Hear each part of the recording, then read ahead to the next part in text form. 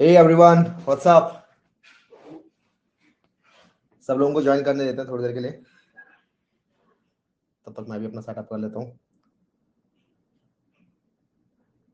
किस किस ने अभी तक डिस्कॉर्ड ज्वाइन नहीं किया वो यूं कर दो, जिसने अभी तक हमारा डिस्कॉर्ड ज्वाइन नहीं किया है। और अगर जिसने भी नहीं किया वो जाके प्लीज करो यार डिस्कॉर्ड, कि काफी लोगों ने डिस्कॉर्ड ज्वाइन कर लिया है।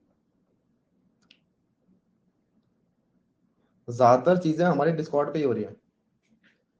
क्लास तो ठीक है, लेकिन डिस्कॉर्ड के ऊपर काफी कुछ होता है हमारा।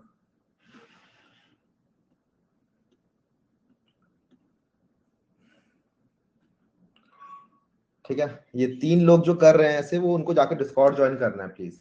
ठीक है, I will share the Discord link here. अभी रुको।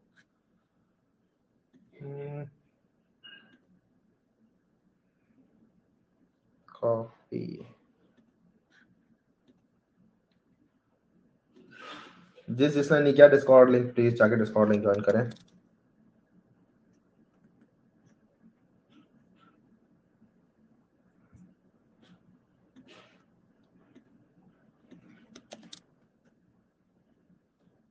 ऊपर पिन मैसेज दिख रहा है आपको एक, यहाँ पर मैसेज पिन हो रखा है ना। इसके थ्रू जाके डिस्कॉर्ड ज्वाइन करें सब के सब, और डिस्कॉर्ड ज्वाइन कर लेने के बाद मैं आपको बताता हूँ करना क्या है।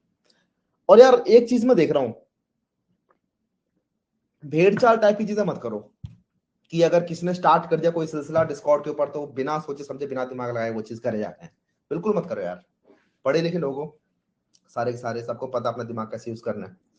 अगर कोई किसी ने स्टार्ट कर दिया हाय लिखना, ऊपर पढ़ भी नहीं रहे कि चैनल किसके लिए हाय हाय हाय लिखते जा रहे हैं बस बिना सोचे समझे, इससे कोई बढ़िया एग्जांपल सेट नहीं होता है। ठीक है, तो लगाओ वहां पे दिमाग की क्या चल रहा है। ठीक है, इवन दूसरों को बोल सकते हो आपकी भाई यहाँ पे ये सब नहीं करना, इसके लिए ये चैनल है। ठीक है, रॉन्ग चैनल उसको मार्क कर दो कि रॉन्ग चैनल में आप ये चीज कर रहे हो। डिस्कॉर्ड तो प्रॉपर मेंटेन करके चलना है अपने को, सारी सारी चीजें। ठीक है, ज्यादा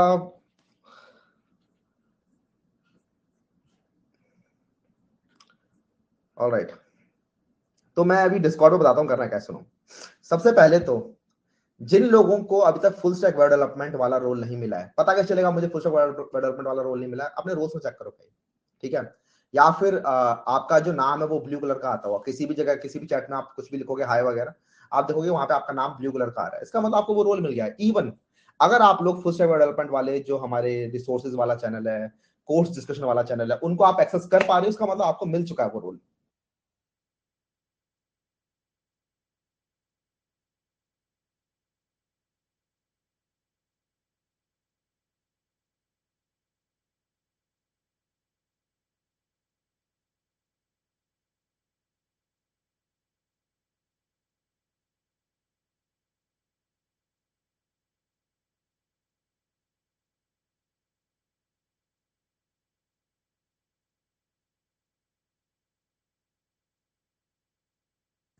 बात समझ में आ रही है?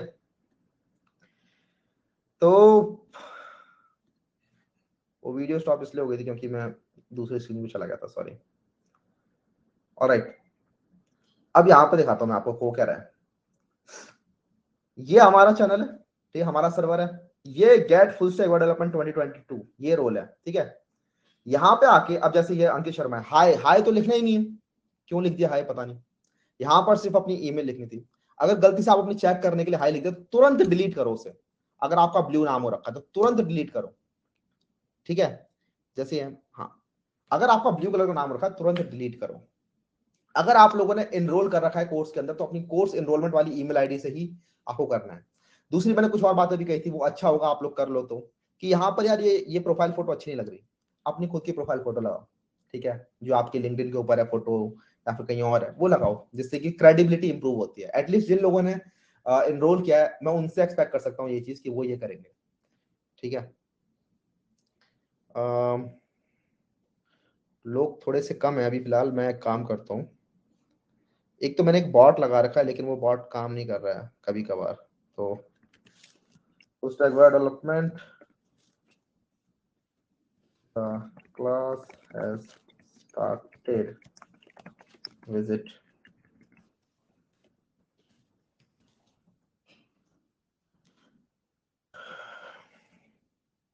है।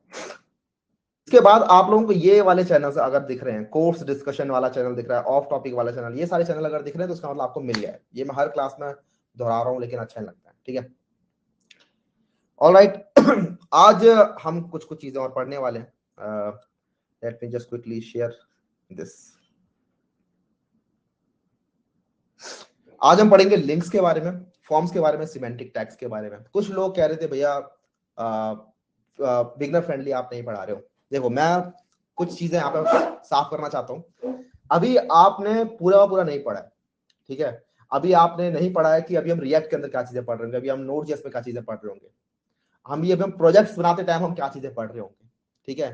तो वहां पर चीजें कंप्लीट होती हुई दिखेंगी आपको। मैं अभी सबकी सब चीजें नहीं बताना चाहता कि सर्वर क्या होता है, कैसे डीएनएस काम करता है, मैं सब कुछ बताऊंगा यार।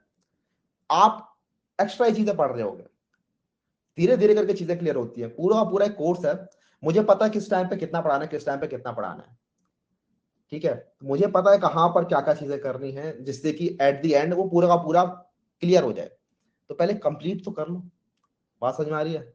कंप्लीट तो कर लो यार एक बार, ठीक है। दूसरी चीज, एक चीज होती है कि आपने मेरे से पढ़ लिया, उसके बाद अगली चीज होती है उस चीज को दोबारा से पढ़ना, मेरी वीडियो देख के पढ़ना, और साथ में खुद से रिसोर्सेज वगैरह जो दे रखे हैं, वेबसाइट जो बता रखे हैं, वहां से पढ़ना। यहां पर ये एडमेंट होके नहीं बैठ जाना कि भैया आपको पैसे दिए हैं, आपकी वीडियो से पैसे पढ़ने, तो आपकी वीडियो से ही समझना आना चाहिए। क्योंकि इतना सब कुछ है ना HTML और CSS के अंदर, मैं सारे के सारे कवर नहीं कर सकता। 3 महीने में क्या, मैं 10 महीने में कवर नहीं कर सकता, इतने सारे कंसेप्ट है। लेकिन मुझे पता है कि क्या क्या चीजें पढ़ा देनी है जिससे कि आपकी गाड़ी स्टार्ट हो जाएगी, और जिनकी स्टार्ट हो रखी थी पहले से उनकी और तेज चलने लग जाएगी। लेकिन अगर आपकी गाड़ी वहां पे स्टार्ट हो गई है तो अब आपकी बारी है कि उसके अंदर वो इंजन वगैरह, पंप वगैरह लगाने, ठीक है। नाइट्रो बूस्टर वगैरह खुद लगाने पड़ेंगे आपको।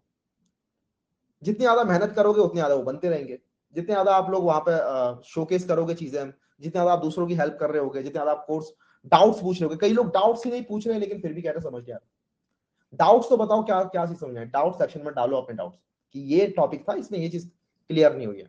लोग हेल्प करेंगे, ठीक है, मैं हेल्प करूंगा बिल्कुल। तो इस तरीके की चीजें करनी पड़ेंगी, पहले से ही ये सब नहीं करना। ऑलराइट, तो आज की क्लास में हम कुछ कुछ चीजें और पढ़ने वाले हैं। Let me just quickly create a folder, links, forms, semantics. और ये सारा सारा कोड आप लोगों को मिल रहा है, ठीक है। पता है ना कहाँ मिल रहा है? इसके अलर्ट सेक्शन में जाओगे आप, ये अलर्ट तभी दिखेगा जब आपको वो रोल मिल जाएगा। यहाँ पर देखो, अच्छा ये बॉट थोड़ा अलग तरीके से काम कर रहा है। इसको मेरे को देखना पड़ेगा क्या करता है। मैंने जब मैसेज लिखा तो उसके बाद इसने अपना मैसेज डाल दिया, मुझे कन्फिगर करना पड़ेगा। खैर जो भी है वो चीज छोड़ो। हाँ, ये अलर्ट सेक्शन है ना, यहाँ पर देखो गिटहब, ये जैसे पुश कमिट होता है, जैसे ये क्लास खत्म होगी मैं तुरंत पुश कर दूंगा। तो आपको यहाँ पे जाना है, ये लिंक है, और यहाँ पर जाके अपना कोड पूरा का पूरा एक्सेस कर सकते हो, ठीक है। कॉपी पेस्ट करो अपने कोड को। गिट और गिटहब किसी को नहीं आता तो गिट और गिटहब की क्लासेस हैं यार हमारी यूट्यूब के ऊपर, वो जाके आप लोग देख सकते हो। बाकी इस डिस्कॉर्ड को पूरा का पूरा यूटिलाइज करो अच्छे से। बात क्लियर है ना? ठीक है।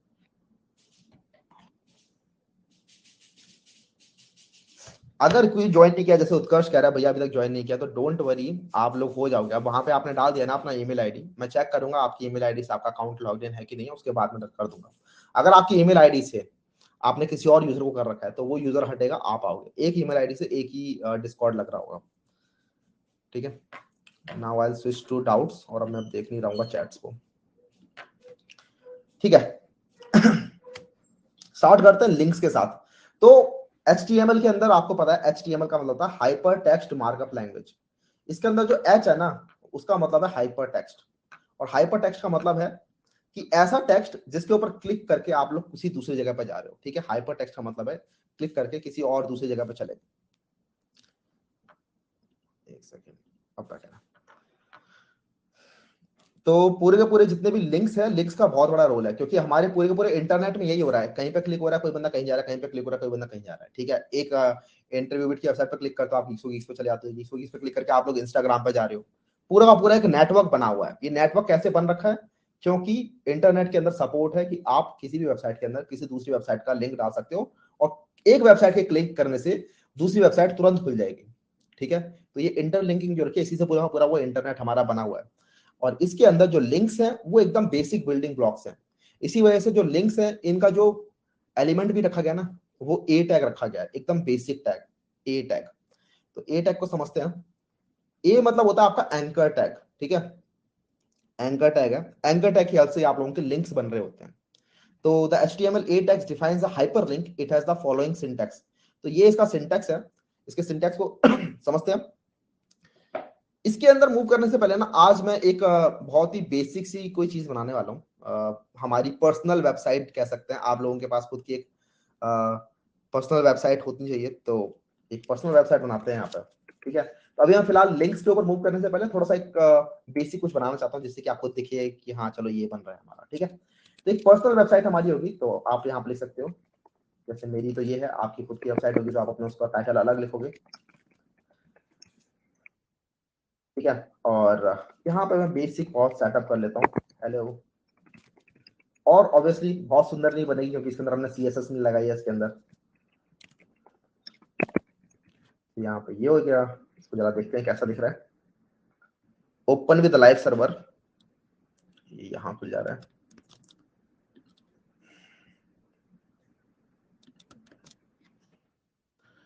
ठीक है, इसी के अंदर चीजें डालते हैं थोड़ी सी।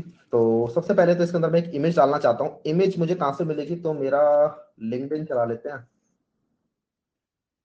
और मैं लिंक्डइन से अपनी इमेज लेके आता हूँ। आप लोग भी अपनी लिंक्डइन से इमेज लेके आ सकते हो। Copy image address, right click करके कॉपी इमेज एड्रेस कर लेना, अपने आप मिल जाएगी आपको इमेज अपनी।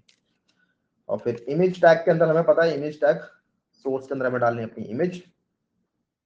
ऑल्ट के अंदर लिखनी है अनुज कुमार शर्मा।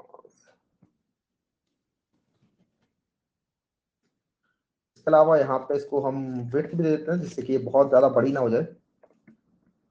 200, यहाँ पर 200 लिखने का मतलब है पिक्सल, अपने आप ही वो पिक्सल समझता है इसको। ठीक है, तो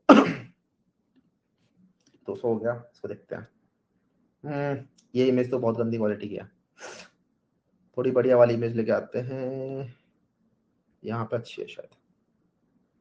कॉपी इमेज एड्रेस,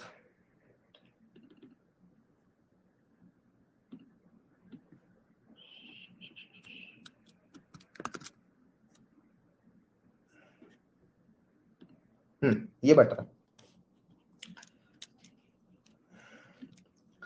और उसके बाद एक पी टैग बनाते हैं यहाँ पे,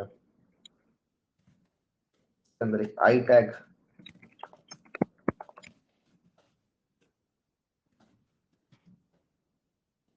अपना full name, P tag I like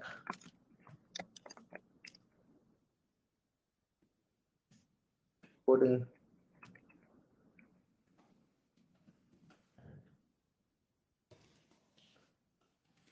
यहाँ पे आप अपने बारे में कुछ लिख सकते हो। ठीक है, तो ये बहुत बेसिक सेटअप कर रहा हूँ, धीरे धीरे करके हम मूव कर रहे होंगे इसके अंदर। ठीक है, और इसके बाद ये कुछ ऐसा है। ठीक है, इसके अंदर हम दूसरा सेक्शन अब बनाएंगे यहाँ पे, तो HR।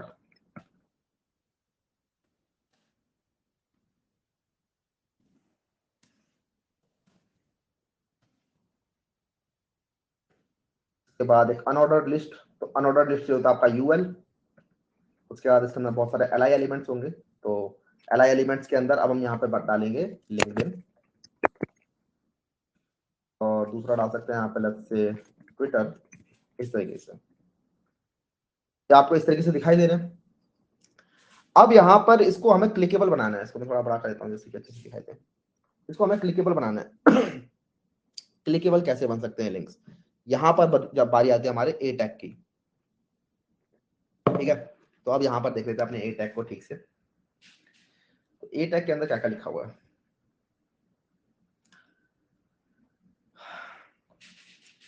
The most important attribute of A element is the href attribute, which indicates the link destination. The link text is the part that will be visible to the reader. तो basically ये कह रहे हैं कि यहाँ पर अगर आप देखो तो href एट्रीब्यूट आपको दिख रहा है, इसके अंदर हमने एक लिंक डाला हुआ है और उसके बाद यहाँ पर जो इसके अंदर टेक्स्ट वाला कंटेंट वाला पार्ट है ना, ये एक्चुअली विजिबल होगा यूजर को। और जब इस टेक्स्ट पर क्लिक होगा तो ये href जहां पे लिखा हुआ है इसके ऊपर आप अपने आप रीडायरेक्ट कर जाओगे। ठीक है, तो अगर हम यहाँ पर देखें, ये हमारे पास एक li टैग है, इसके अंदर ये लिंक्डइन है। अभी फिलहाल मैं इस लिंक्डइन को छोड़ दूं और लेट्स से यहाँ पर ये जो टीचिंग है इसको मैं एक क्लिकेबल बनाने का ट्राई करता हूँ। तो देखते हैं हम क्लिकेबल कैसे बना रहे होंगे। इसको क्लिकेबल बनाने के लिए मैं क्या करूंगा, यहाँ पे आऊंगा, ए टैग बनाऊंगा। ए लिखने के बाद अगर मैं टैब हिट करूंगा तो अपने आप ही वो ए टैग अपना बन जाएगा। और यहाँ पर फॉर एग्जांपल हम google.com खोलते हैं, तो www.google.com। तो यहाँ पर आप देखोगे टीचिंग को मैं लेकर आया हूँ, इसके अंदर यहाँ पर आप देखोगे कि जो मेरा टीचिंग वाला पार्ट है सिर्फ ये क्लिकेबल होगा और इस पर जब हम क्लिक करेंगे तो google.com खुल जाएगी। ठीक है, देखते हैं कैसे। यहाँ पर देख लो अपने आप ये ब्लू कलर का एक अंडरस्कोर यहाँ पर डल गया है, अंडरलाइन, और इस पर जब हम क्लिक करेंगे तो google.com खुलेगी। अच्छा, मुझे ठीक से डालना था, इसके अंदर https के साथ डालना है, https और उसके बाद ये जो इसके अंदर कोलोन // अब क्लिक करेंगे तो खुल जाएगा। यहाँ पर देख रहे हो google.com खुल रहा है। तो इस तरीके से आपके लिंक्स काम करते हैं। आपका ये दिखने वाला पार्ट है और इस पर जैसे हम क्लिक कर रहे हैं तो ये google.com खुल जा रहा है। इस तरीके से आप कहीं भी कोई भी लिंक डाल सकते हो। जैसे हमारा ये जो लिंक्डइन वाला पार्ट है ना, इसके अंदर भी हम लोग लिंक डाल सकते हैं। इस टीचिंग के अंदर मैं यहाँ पर codingshuttle.com डाल सकता हूँ, codingshuttle.com। तो अब हमारी टीचिंग में क्लिक करेंगे तो हमारी वेबसाइट खुल रही है। ठीक है, codingshuttle.com। इसका कोर्स का एनरोलमेंट एंड हो गया, तो अब जिसको भी चाहिए तो वो नहीं मिल सकता है। बैक कर रहे हैं तो यहीं आ जा रहे हैं हम। लिंक्डइन और ट्विटर के अंदर डाल के देखते हैं किस तरीके से डलेगा।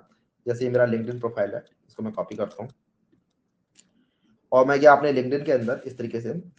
अब ये एल के अंदर है, राइट, ये पूरा का पूरा एल के अंदर है। क्या मुझे इस पूरे एल को लिंक बनाना है या फिर मेरे को सिर्फ इस लिंक्डइन टेक्स्ट को लिंक बनाना है? ये आपको अपने आप से क्वेश्चन पूछना है, मुझे क्या करना है। मैं से करता हूँ सिर्फ इस लिंक्डइन टेक्स्ट को लिंक बनाता हूँ। उसके लिए मैं एल के अंदर आऊंगा और ए टैग के अंदर लिखूंगा लिंक्डइन, इस तरीके से। तो ये हमारा लिंक्डइन वाला पार्ट हो गया और इस href के अंदर आ जाएगा मेरा वो लिंक जो मैंने कॉपी किया था। Okay, copy and then paste. ठीक है, तो ये सिंपल सा सिंटैक्स है। आपको पहले ओपनिंग टैग, इसके अंदर ए लिखना है, ए हमारे एलिमेंट का नाम है। उसके बाद href एट्रीब्यूट होता है। इस href एट्रीब्यूट के अंदर आप बताते हो वो लिंक जहां पर आपको रिडायरेक्ट करना है। उसके बाद वो क्लोज होगा टैग। इसके बाद आप बताओगे कि क्या टेक्स्ट है जो दिखना चाहिए जिसके ऊपर क्लिक करेगा यूजर, एंड देन आपका ये ए टैग क्लोज हो जाएगा क्योंकि ओपन हुआ है तो क्लोज भी होगा। और इसके बाद से आप देखोगे कि आपका वो जो वेबसाइट है इसके ऊपर लिंक्डइन अब ब्लू कलर का हो गया, वही लिंक की तरह दिख रहा है ये।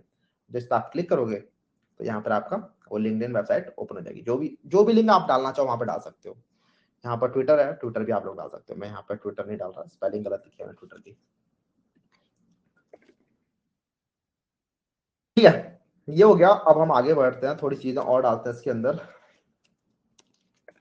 एचआर से क्या होता है? एचआर से आप लोगों का एक हॉरिजॉन्टल लाइन आ जाती है। ये लाइन देख लो, ये लाइन कहां से आई? ये लाइन आई है हमारी एचआर से। एक दूसरा सेक्शन बनाते हैं इसके अंदर, माय फेवरेट प्रोग्रामिंग लैंग्वेज। मैं आपको कुछ कुछ और चीजें भी सिखाना चाहता हूँ। अभी यूएलएलआई के अंदर कुछ और चीजें भी हम देखेंगे और ए टैग के अंदर भी कुछ और चीजें देखेंगे। तो H2 my favourite programming languages, और यहाँ पर हम कुछ अपनी फेवरेट प्रोग्रामिंग लैंग्वेज बता सकते हैं। फॉर एग्जांपल यूएल, इसके अंदर एलआई, और सपोज करो मैं अपनी 3 फेवरेट प्रोग्रामिंग लैंग्वेज बताना चाहता हूँ, तो यूएल और एलआई के अंदर 3। ये मैं कैसे लिख पा रहा हूँ, ये शॉर्टकट कहाँ से आ रहे हैं? तो ये सारे आ रहे हैं एमेट से, EMMET। इसकी वेबसाइट भी जाके एक बार देख लेते हैं जिससे कि आपको दिख जाए। एमेट की ना सब कुछ चीट शीट पढ़नी है, काफी अच्छी डॉक्यूमेंटेशन है। और यहाँ से जो मोस्ट कॉमनली यूज्ड है वो आप लोग खुद से बना सकते हो। बहुत छोटा छोटा यहाँ पर लिखा हुआ है, ठीक से दिखेगा नहीं। ये मल्टीप्लिकेशन वाला, ये चाइल्ड वाला, ठीक है, ये आके पढ़ना आप लोगों को दिखेगा। तो यहाँ से आप लोग काफी अच्छे से एमेट सीख सकते हो। तो UL L I multiply by 3, और इसके अंदर मैं अपनी प्रोग्रामिंग लैंग्वेज बताना चाहता हूँ। फॉर एग्जांपल लेट्स से मुझे पाइथन पसंद है काफी, टैब हिट करके मुझे कॉटलिन पसंद है, देन मुझे जावा पसंद है। ठीक है, तो ये अभी फिलहाल कैसा दिख रहा है, ये कुछ इस तरीके से दिख रहा है नीचे।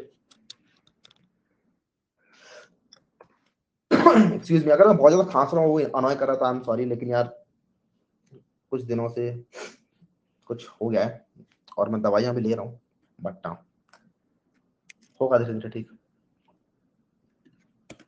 तो ये हमारे जैसे पाइथन है, काफी छोटा दिख रहा है, मैं इसको H3 में डालना चाहता हूँ, तो मैं यहाँ पे लिखूंगा H3, इस पाइथन को यहाँ लिखा जाता है, और इसके अंदर एक इमेज डालते हैं पाइथन की। ठीक है, पाइथन प्रोग्रामिंग लैंग्वेज की इमेज कहाँ से मिलेगी मुझे, तो अगेन मैं इमेज के लिए गूगल सर्च करूंगा, Python programming language PNG image.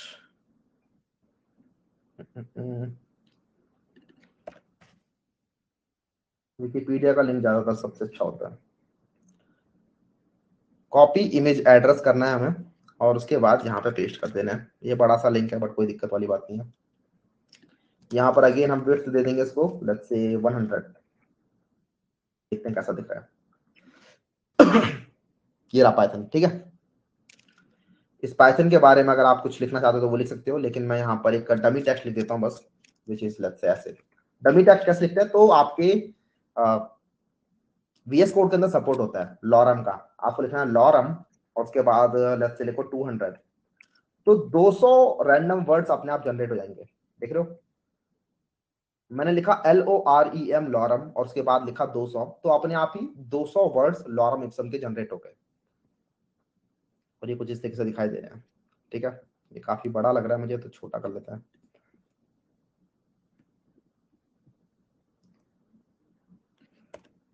ठीक है, उसके बाद कॉटलिन के अंदर भी यही काम करते हैं, हम इसको S3 बनाते हैं। आज मैं एकदम ही बेसिक से पढ़ाता हूँ आपको, तो लोग कह रहे थे ना कि एकदम बेसिक नहीं हो रहा।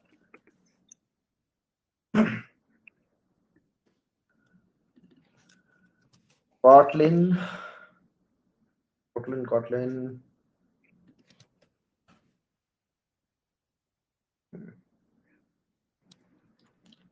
कॉपी इमेज एड्रेस पे क्लिक करना है, पेस्ट, एंड देन यहाँ पे विड्थ 100। सिमिलरली इसके नीचे आप लोग कुछ टेक्स्ट लिख सकते हो इस तरीके से।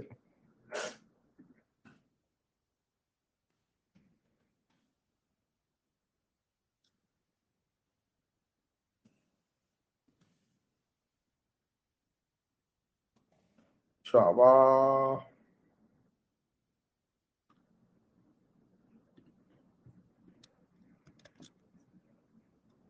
तो यहाँ भी विड्थ डिफाइन कर देते हैं 100।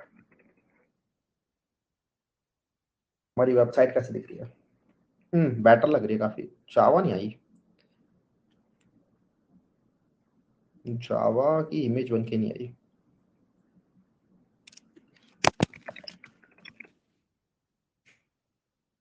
ये लिंक में कुछ दिक्कत है।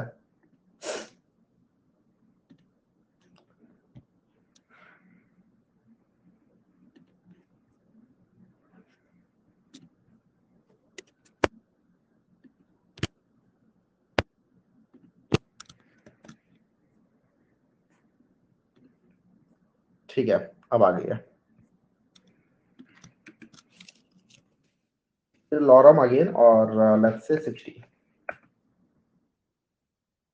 ठीक है, तो ये एक सेक्शन क्यों बनाया भैया आपने, तो यहाँ पर दो तीन चीजें हो गई। हमारी इमेज हमने एक बार और कवर कर ली, हमने अपने यूएल टैग जो थे अनऑर्डर्ड लिस्ट, वो एक अलग तरीके से देखी यहाँ पे, और भी हम लिंक्स वगैरह भी देख सकते हैं यहाँ पे। ठीक है, दोबारा से, तो मैंने ऐसे भी यहाँ पर लिंक्डइन पर लिंक लगाया था, वैसे हम चाहे तो इस पाइथन में लिंक लगा सकते हैं, या फिर आप चाहते हो इस इमेज के ऊपर भी लिंक लगा सकते हो। ठीक है, इस इमेज को कैसे लिंक बना सकते हैं, तो आपको कुछ नहीं करना, आपको आना है, जैसे पाइथन की इमेज है, राइट, ये इमेज है, इस इमेज के बाहर आपको ए टैग लगा देना है। कैसे लगाएंगे, ए टैग, और लेट्स से मैं आप लिखता हूँ https www.python.org, इस तरीके से। ठीक है, ए टैग को आपको क्लोज करना है इस इमेज के बाहर।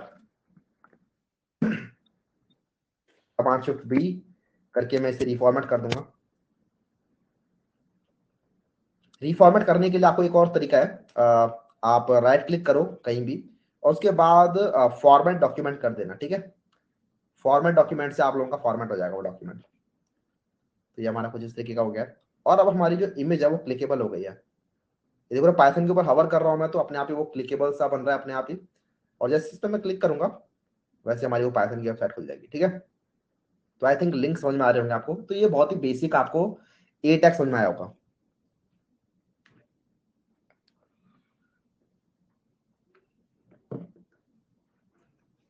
इसके बाद अगले इसके अंदर एट्रीब्यूट की बात करते हैं, which is target attribute. Target attribute के हाल से आप लोग बता सकते हो कि आपको लिंक पे क्लिक करने के बाद कहां ले आना है। क्या सेम टैब में खोलना है या फिर नेक्स्ट टैब में खोलना है। ठीक है, इस तरीके से। तो टारगेट एट्रीब्यूट हमें स्पेसिफाई करता है कि हमें कहां लेके जाना है। जैसे कि मैं चाहता हूं कि जो पाइथन पे क्लिक करने के बाद जो पाइथन की जो इमेज है इस पे क्लिक करने के बाद हमारा दूसरे टैब में पाइथन खुले। तो उसके लिए मैं आऊंगा, यहाँ पे लिखूंगा टारगेट। और यहाँ पे दो चीजें होती है। जो इसकी डिफॉल्ट वैल्यू होती है वो होती है आपकी सेल्फ। ठीक है, यहाँ पे आप देख सकते हो डिफॉल्ट वैल्यू है self. Open the document in the same window और tab as it was clicked. और ब्लैंक अगर लिखते हो अंडरस्कोर ब्लैंक, ठीक है, अंडरस्कोर ब्लैंक से आपकी नई विंडो या टैब खुल जाती है। तो अगर मैं आप लिखूंगा ब्लैंक, एक्सक्यूज मी, तो अब आप देखोगे पाइथन पे क्लिक करने से क्या होगा, अपने आप ही वो नए टैब में खुल रहा है। ठीक है, तो ये टारगेट एट्रीब्यूट होता है। आपको समझ में आ रहा हो कैसे काम कर रहा है। इसके बाद हमारे बुकमार्क्स भी होते हैं कुछ, कि आप लोग चाहो तो बुकमार्क कर सकते हो किसी किसी पार्ट को अपनी वेबसाइट के अंदर। आपकी वेबसाइट बहुत बड़ी है और उसके अंदर आप चाहते हो कि डिफरेंट डिफरेंट सेक्शंस बन जाएं और कहीं भी क्लिक करके आपके किसी भी वेबसाइट के अंदर किसी भी सेक्शन पे आपका यूजर जा सके। अगर आपको ऐसा कुछ करना है तो उसके लिए बुकमार्क भी कर सकते हो। आप कहीं भी क्लिक करो और अपनी वेबसाइट के दूसरे सेक्शन में आ जाओ। ये आपने काफी वेबसाइट्स में देखा भी होगा। फॉर एग्जाम्पल अगर हम अपने यहाँ पर एमडीएन की वेबसाइट खोलें, एमडीएन लिंक्स, तो आप यहाँ पर देखोगे कि ये जैसे एट्रीब्यूट्स वाला पार्ट है, राइट। तो इसके अंदर मैं अगर ये वाला लिंक कॉपी करूं, आपको इस लिंक में दिख रहा है हैशटैग एट्रीब्यूट्स लिखा हुआ ऊपर। ठीक है, ऊपर हैशटैग एट्रीब्यूट्स लिखा हुआ है। इस पे अगर मैं क्लिक करूंगा या फिर इस लिंक को मैं कॉपी करके कहीं पेस्ट करूं तो सीधा मैं एट्रीब्यूट वाली जगह पे स्क्रॉल करके आ जाऊंगा, राइट। या फिर अगर मैं नीचे कोई लिंक कॉपी करूं तो मैं वहां पे पहुंच जाऊंगा सीधा। जैसे डेप्रिकेट एट्रीब्यूट है, इसका अगर मैं लिंक कॉपी करूं और इसको मैं अगर ओपन करूं नए टैब में, तो आप देखोगे सीधा मैं डेप्रिकेटेड एट्रीब्यूट वाले पार्ट पे आ गया। ये कैसे हो रहा है? तो ये हो रहा है क्योंकि यहाँ पर आप लोग किसी भी सेक्शन में आ सकते हो। इसको कहते हैं बुकमार्क कर दिया इन्होंने। तो ये अगर आपको करना है तो ये कैसे करना होगा, इसको करने के लिए यहाँ पे लिखा हुआ है you can create link to other part of the same website too. First use the id attribute to create the bookmark, then create the link to the bookmark from the same page. ठीक है, ये अगर समझ नहीं आया तो मैं बताता हूँ क्या होता है। एक होता है आपके पास आईडी एट्रीब्यूट और ये ग्लोबल एट्रीब्यूट होता है। आईडी एट्रीब्यूट आप किसी भी एलिमेंट को दे सकते हो। फॉर एग्जाम्पल मैं चाहता हूँ, अभी वैसे हमने ज्यादा चीजें बनाई नहीं है लेकिन जैसे ये H2 है, माई फेवरेट प्रोग्रामिंग लैंग्वेज। ठीक है, इस वाले पार्ट को मैं एक आईडी देना चाहता हूँ। जैसे कि मैं चाहूँ कि ये वाला पार्ट एक बुकमार्क बन जाए जिससे कि सीधा कोई भी यूजर प्रोग्रामिंग लैंग्वेज वाले पार्ट पे जंप करता है मेरी वेबसाइट के अंदर। तो उसके लिए मुझे इसको आईडी देनी पड़ेगी। तो उसके लिए मैं लिखूंगा आईडी। ये आईडी एट्रीब्यूट के अंदर मैं इसको कुछ भी आईडी दे सकता हूँ। मैं यहाँ पे देता हूँ प्रोग्रामिंग अंडरस्कोर लैंग्वेजेस। ठीक है, ये मैंने आईडी दे दी इसको।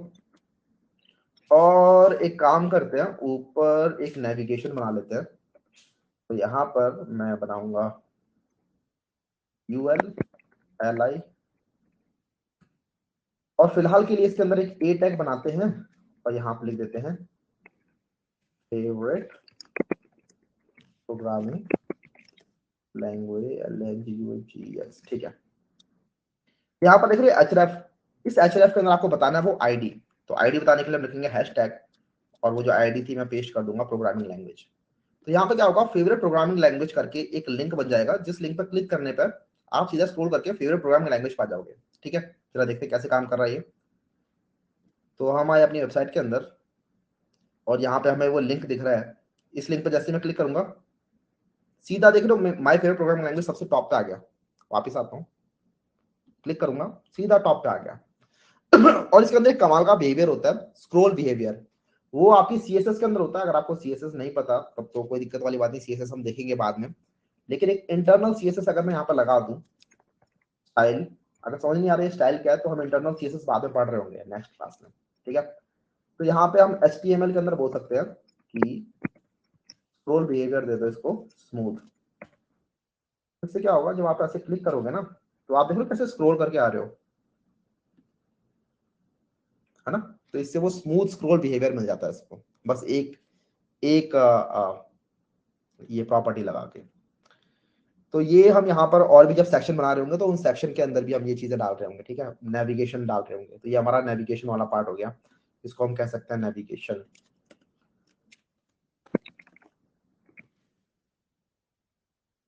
यहाँ पर वो नेविगेशन करने काम में आ रहा है, ठीक है।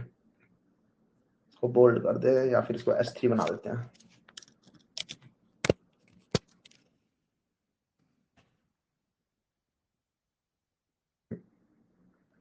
और एक चीज और, जब आप इस पर क्लिक करते हो ना तो होता क्या है, आपके ऊपर अगर आप देखोगे तो यहाँ पर एक हैशटैग प्रोग्रामिंग लैंग्वेजेस आ रहा है, ठीक है। तो आपका लिंक ही चेंज हो जा रहा है पूरा का पूरा। इस लिंक को अगर आप कहीं और भी किसी और टैब में ओपन करोगे तो आप देखोगे सीधा स्क्रॉल करके आप माय फेवरेट प्रोग्रामिंग लैंग्वेज पे जा रहे हो।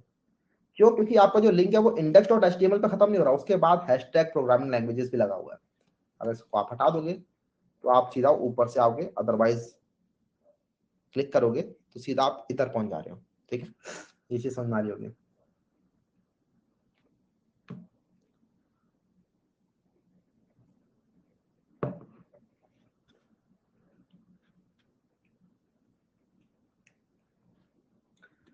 अब इसके बाद एक है हमारा फोन एंड इमेज यूआरएल। ये भी देख लेते हैं कैसे काम करता है। अगर आप लोग चाहते हो कि लिंक्स की हेल्प से ही आप लोग चाहते हो कि किसी को ईमेल भेजना है, ठीक है, और वो आपको ईमेल भेज, या फिर जैसे आपने रेज्यूमे में देखा हुआ कि आपने ईमेल अपना बता दिया, उस पर क्लिक करते हैं सीधा मेल वाला ऐप खुलता है, राइट। वो कैसे होता है, क्योंकि आपके जो लिंक्स होते हैं उनके अंदर आप लोग बता सकते हो कि यूआरएल किस टाइप का है। यूआरएल का मतलब होता है यूनिवर्सल रिसोर्स लोकेटर। यूआरएल किस टाइप का है, आपका टेलीफोन वाला यूआरएल है, आपका एचटीटीपी बेस्ड यूआरएल है, एचटीटीपीएस बेस्ड यूआरएल है, या फिर आपका ईमेल वाला यूआरएल है। डिफरेंट डिफरेंट टाइप के अलग अलग यूनिवर्सल रिसोर्स लोकेटर बने हुए हैं, ये आपके मेन है। तो आप अपनी ईमेल वाला बना सकते हो। उसके लिए आपको लिखना है href के अंदर मेल टू कॉलन और उसका मेल आईडी, ठीक है। तो जैसे कि कनेक्ट विद मी के अंदर आप लोग यहाँ पर डाल सकते हो। एक और मैं एल डालता हूँ यहाँ पर, और इसके अंदर एक ए टैग बनाते हैं, और इस ए टैग के अंदर पहले यहाँ पे लिख देता हूँ मैं ईमेल। तभी मैं ईमेल लिखूंगा तो फिलहाल वो कहीं पर नहीं जा रहा होगा, ठीक है। इस पर मैं क्लिक करूंगा कुछ नहीं होगा क्योंकि ये इसी पेज का लिंक है। लेकिन इसको मुझे अपनी जीमेल वाले लिंक देना होगा, तो उसके लिए मुझे करना पड़ेगा। मैं आऊंगा इस href के अंदर और यहाँ पे लिखूंगा ईमेल टू, नहीं सॉरी ईमेल टू नहीं, मेल टू, और फिर कोलन, और उसके बाद अपनी मेरी जो ईमेल आईडी अनुज भैया official@gmail.com, इस तरीके से, ठीक है। इस पर अगर हम क्लिक करेंगे तो सीधा ईमेल खुलेगा।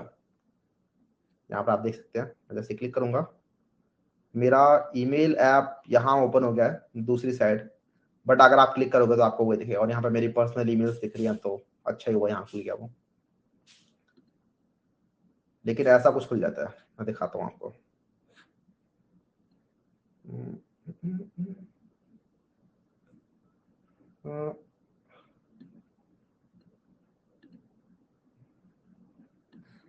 ये खुल गया था, ठीक है। तो यहाँ पे अपने आप ही आ जाएगा कि टू अनुज भैया ऑफिशियल, और उसके बाद अपना कुछ भी बता सकते हो आप लोग, सब्जेक्ट वगैरह। तो ये वाला ऐप आपका ओपन हो जाता है।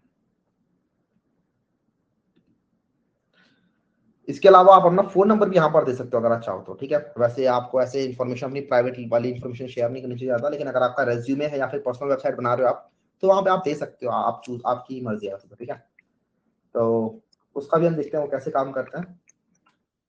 जैसे यहाँ पे अपना कोई भी डमी फोन नंबर डाल देता हूँ, और उसके लिए आपको यहाँ पर लिखना है tel कॉलन, ठीक है, TEL और फिर कोलन, और यहाँ पे आप लोग अपना टेलीफोन नंबर दे दो, तो +9198989898। इससे क्या होगा कि जिस भी ब्राउजर के अंदर आप होगे उसका डिफॉल्ट फोन वाला जो बिहेवियर होगा वो ट्रिगर हो जाएगा। तो अगर आप लोग अपने एंड्रॉइड फोन के अंदर हो तो आपका फोन वाला ऐप अपने आप ही वो प्रॉम्प्ट करेगा कि किस फोन से करना है, फोन से करना है, ट्रू कॉलर से करना है, ये वाला वो चूजर ओपन हो जाएगा। यहाँ पर आई थिंक, हाँ, यहाँ पर स्काइप वगैरह के ऑप्शन ओपन हो जाएंगे, ठीक है, कि मेरे लैपटॉप में स्काइप है तो इसलिए वो कह रहा है स्काइप को आप लोग परमिशन दे सकते हो कॉल करने की। तो इस तरीके से आप लोगों को समझा रहा होगा लिंक किस तरीके से काम करता है। लिंक्स के अंदर ऐसे ही ज्यादा कुछ है नहीं, बहुत ही बेसिक टैग होता है। इसके अंदर आपको जो एट्रीब्यूट याद रखना है वो है आपके href एट्रीब्यूट, टारगेट एट्रीब्यूट, और उसके बाद किस किस तरीके से आप लोग बुकमार्क्स बना सकते हो, एंड देन ईमेल और फोन कैसे कर सकते हो, ठीक है। इसके बारे में अगर ज्यादा आपको पढ़ना है तो आपने नोट्स जो है उन नोट्स को आप लोग एक बार और गो थ्रू करना, वहां पर सारी इन्फॉर्मेशन लिखी हुई है इनके बारे में, ठीक है। नेक्स्ट हम बात करते हैं फॉर्म्स के बारे में। Excuse me. तो फॉर्म्स एंड इनपुट एलिमेंट्स होते हैं, इनसे आप लोग फॉर्म्स लिख पाते हो, ठीक है। आपने काफी वेबसाइट में देखा होगा कुछ कुछ फॉर्म्स होते हैं, राइट, जिसके अंदर यूजर अपनी इनपुट डाल सकता है। हो सकता है आप अपनी वेबसाइट के अंदर बोल दो कि कनेक्ट विद मी, तो अपना नाम बता दो, अपनी ईमेल आईडी बता दो, मैं आपसे खुद ही कनेक्ट कर लूंगा, राइट। इस तरीके का आप फीचर डालना चाहते हो, या फिर आप न्यूज लेटर डालना चाहते हो कि आप अपनी ईमेल आईडी बताओ, मैं आपको वीकली ईमेल भेज दिया करूंगा। डिफरेंट डिफरेंट तरीके होते हैं। या फिर आपको साइन अप पेज बनाना है, वहां पे आपको यूजर की इनपुट चाहिए, राइट। तो यूजर से जब भी आपको इनपुट लेनी है तो आपको वहां पे फॉर्म बनाना चाहिए। भले ही आपको एक सिंगल इनपुट भी लेनी है ना, सिंगल इनपुट, जैसे अगर सिर्फ नेम नेम मांगना तो भी आपको फॉर्म बनाना चाहिए पूरा पूरा, ठीक है। तो उसके लिए होता है आपके पास फॉर्म एलिमेंट, और यहाँ पे लिखा था HTML form element is used to create an HTML form for user inputs. The form element is a container for different types of input element such as text, field, checkboxes, radio button, submit button, etc. तो इसके अंदर आप लोग different different type के inputs बता सकते हो, और जो आपका इनपुट एलिमेंट होता है ना वो इसमें हेल्प कर रहा होता है। जरा देखते हैं फॉर्म और इनपुट किस तरीके से काम कर रहे होते हैं। तो इसी वाले एग्जांपल के अंदर इस वाले एग्जांपल के अंदर ही मैं दूसरा एक बना लेता हूँ। इसके अंदर एक नया मैं फाइल बना लेता हूँ, लेट्स से हम fill your info.html, कुछ भी मैंने नाम दे दिया इसको ऐसे रैंडम, ठीक है। इसके अंदर हम एक नई HTML फाइल बनाएंगे। जब भी आप एक नया HTML पेज बनाते हो तो उसके अंदर ये सब कुछ दोबारा से लिखना ही पड़ता है, ठीक है। भले आपकी वेबसाइट में जितने मर्जी HTML पेज हो, सबके अंदर एक HTML होगा, हेड होगा, बॉडी होगा। टाइटल के अंदर हम लिखेंगे यहाँ पे मोर इन्फो, या फिर फिल योर इन्फो।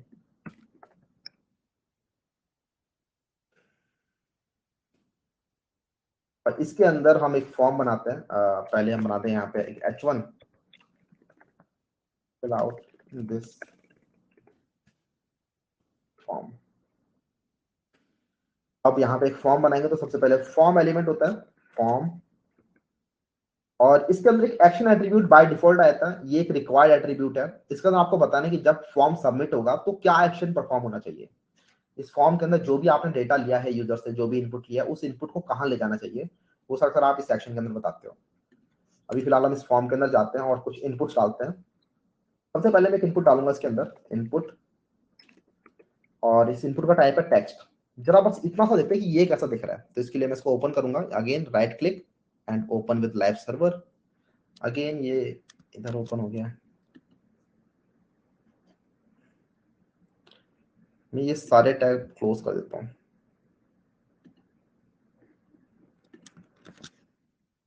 तो आपको ये दिख रहा है फिल आउट दिस फॉर्म। तो बेसिकली एक हमारा फॉर्म बन गया जिसके अंदर ये एक इनपुट है, और बहुत ही बेसिक सी एक चीज बन गई है। इसके अंदर हम कुछ भी चीजें लिख सकते हैं, जैसे कि आई, कुछ भी आप लिख सकते हो टेक्स्ट वगैरह, ठीक है। ये एक आपका बेसिक सा फॉर्म बन गया बस। अब इस फॉर्म के अंदर आप लोग बहुत सारी चीजें कर सकते हो, जैसे कि आपको अगर बताना है कि ये फॉर्म किसके लिए है, ये आप क्या मांग रहे हो, यहाँ पर यूजर को नहीं बताना यहाँ पे क्या मांग रहे हो, तो यहाँ पे आप लिख सकते हो। जैसे कि दो तरीके से लिख सकते हो। सबसे पहले आपका होता है पी टैग, यहाँ पे आपने लिख दिया कि योर नेम, ठीक है, ये तो एकदम बेसिक तरीका है। यहाँ पे आपने लिख दिया योर नेम, और उस बंदे को पता है ठीक है कि इस फॉर्म के अंदर, इस वाले इनपुट के अंदर योर नेम ही मांग रहा है, मेरा नाम ही मांग रहा होगा। लेकिन अगर आप चाहते हो कि नहीं यार ये सेम लाइन के अंदर आ जाए, ठीक है, या सेम लाइन से भी बढ़िया आप चाहते हो कि योर नेम पे जब मैं क्लिक करूं तो अपने आप ही ये वाला फील्ड हाईलाइट हो जाए, तो इस टाइप की चीजें करने के लिए एक दूसरा एलिमेंट होता है हमारे पास, which is label element. Label element को हम समझ रहे होंगे अभी ठीक से, ठीक है।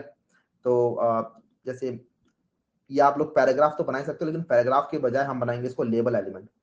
एक और चीज होती है, ये जो पैराग्राफ्स होते हैं यहाँ पे ब्लॉक एलिमेंट होते हैं। ब्लॉक एलिमेंट और इनलाइन एलिमेंट्स के बारे में हम सीएसएस के अंदर जब मूव करेंगे तो और अच्छे से पढ़ रहे होंगे।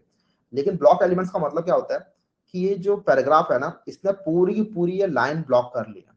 इसका मतलब इस पैराग्राफ के बाद जो भी चीज आपने लिखी है, जो भी नया एलिमेंट आपने लिखा है, वो इस लाइन में आएगा ही नहीं, वो अगली लाइन में आएगा। तो अगर आप चाहो ना कि इस चीज को यहाँ पे मैं लिख दूं, योर नेम के बाद लगा सकूं इसको मैं, तो सिर्फ पैराग्राफ के साथ ऐसा करना मुश्किल है, आपको सीएसएस का यूज करना पड़ेगा। अगर सिर्फ आप पैराग्राफ के साथ करने का ट्राई कर रहे हो तो उसके बाद आपको फिर सीएसएस भी यूज करनी पड़ेगी इसके अंदर। उसके लिए फिर रिकमेंडेड भी नहीं होता वैसे, ठीक है, कि इनपुट के अंदर जो लेबल है उसको आप पैराग्राफ बनाओ, उसके लिए एक अलग ही एलिमेंट होता है जिसे हम कहते हैं लेबल। तो इसको हम पी टैग ना बना के इसको हम बनाएंगे लेबल। तो मैं लिखूंगा यहाँ पर लेबल, और यहाँ भी मैं लिखूंगा लेबल।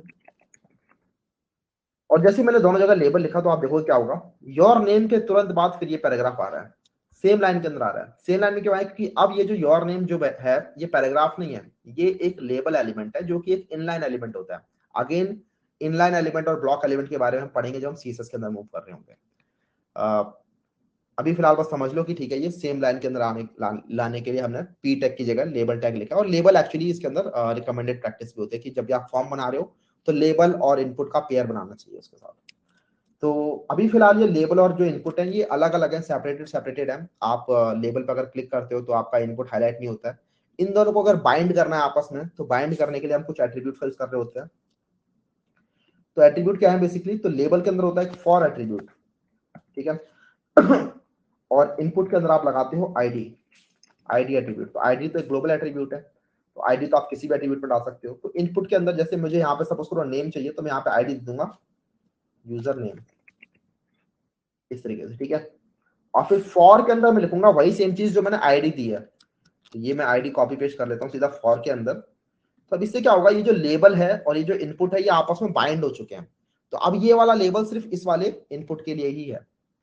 और अगर मैं यहाँ पे इस लेवल पर क्लिक करता हूँ तो आप देख रहे हो सीधा ये हाईलाइट हो रहा है। मैं बाहर क्लिक करूंगा तो हाईलाइट खत्म हो गया, लेकिन अब मैं लेवल पर क्लिक करता हूँ, योर नेम पे क्लिक करता हूँ, तो अगेन मेरा ये टेक्स्ट हाईलाइट हो जाता है और मैं टेक्स्ट लिखना स्टार्ट कर सकता हूँ। इस तरीके से हमारी ये बाइंडिंग हो गई है। सिर्फ लेवल का इतना बाइंडिंग वाला काम नहीं होता यार, लेवल का और भी एक फायदा होता है। वो अभी हम पढ़ेंगे वैसे, ठीक है, जब लेवल पे आगे मूव कर रहे होंगे तभी हम पढ़ रहे होंगे लेवल के बारे में और।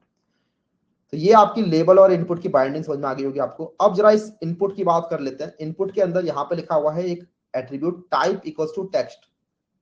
तो एक तो टेक्स्ट टाइप होता है, लेकिन सिर्फ टाइप टेक्स्ट के अलावा और भी टाइप होते हैं। आप लोग नंबर इनपुट करा सकते हो, आप लोग डेट ऑफ बर्थ इनपुट करा सकते हो, आप लोग कलर इनपुट करा सकते हो, आप लोग एक रेंज इनपुट करा सकते हो, कुछ भी, बहुत सारे इनपुट्स होती हैं आपके पास, वो सारे इनपुट करा सकते हो। और इसके लिए आपके पास डिफरेंट डिफरेंट टाइप्स की वैल्यूज है। तो ये जो टाइप एट्रीब्यूट है इसकी हेल्प से आप लोग बहुत सारे डिफरेंट डिफरेंट टाइप के इनपुट बना सकते हो, ठीक है। और वो इनपुट हम यहाँ पे जरा देखते हैं। तो हमारे नोट्स के अंदर आप देखोगे यहाँ पे मैंने बहुत सारे इनपुट टाइप्स बना रखे हैं। तो इनपुट टाइप है बटन, चेकबॉक्स, कलर, डेट, और भी बहुत सारे हैं। इन सबको एक एक करके देखते हैं। सारों को तो नहीं देख रहे होंगे, लेकिन कुछ कुछ को हम देख लेते हैं, ठीक है। जैसे अगर आपको सिर्फ मंथ चाहिए तो मंथ नाम का भी है। अगर आपको इमेज इनपुट लेनी है, मतलब फाइल इनपुट लेनी है, तो उसके लिए इमेज है। इस तरीके से तो डिफरेंट डिफरेंट टाइप के होते हैं। फाइल इनपुट कराने के लिए भी फाइल होता है एक्चुअली, नंबर लेने के लिए नंबर होता है, पासवर्ड लेने के लिए पासवर्ड होता है। इस तरीके से बहुत सारे होते हैं। तो जरा एक छोटा सा एक बेसिक सा फॉर्म बनाते हैं। तो जैसे हमारा ये नेम हो गया, उसके बाद लेट्स से हम यहाँ पे ईमेल आईडी मांगते हैं उससे। तो लेबल का मैंने टैब हिट किया तो अपने आप ही फॉर अपने आप आ गया, क्योंकि एक रिक्वायर्ड है फॉर के साथ। तो यहाँ पे मैं डालूंगा ईमेल, और उसके बाद लेबल में डाल दूंगा ईमेल, इस तरीके से। एंड देन अगली लाइन के अंदर मैं डालूंगा इनपुट, और इसके अंदर टाइप हो जाएगा ईमेल, और इसकी आईडी हो जाएगी वही जो सेम चीज फॉर की वैल्यू है, विच इज ईमेल, इस तरीके से, ठीक है। तो अब यहाँ पर आप देखोगे कि इसी लाइन में ईमेल स्टार्ट हो गया है। अब ये इसी लाइन में क्यों स्टार्ट हो गया, मुझे चाहिए था इनिशियल लाइन में। तो एक्चुअली हो क्या रहा है, यहाँ पे हमने कोई सीएसएस तो लगा ही नहीं है। तो बाय डिफॉल्ट जो एचटीएमएल का डिफॉल्ट स्टाइलिंग होती है वो यहाँ पर लागू हो रही है। वो क्या कहती है कि ये इनपुट एलिमेंट और ये जो आपके लेबल एलिमेंट है ये इनलाइन एलिमेंट है। तो इनके बाद जो भी चीज होंगी वो सेम लाइन में आ रही होंगी।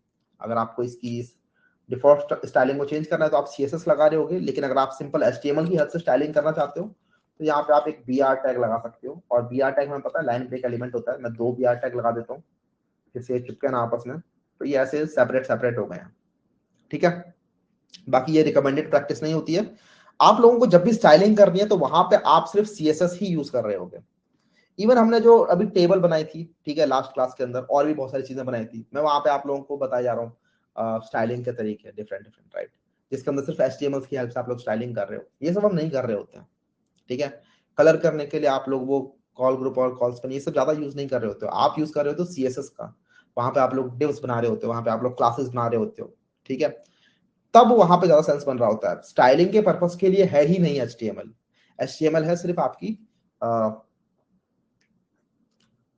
स्केलेटन बनाने के पर्पस के लिए।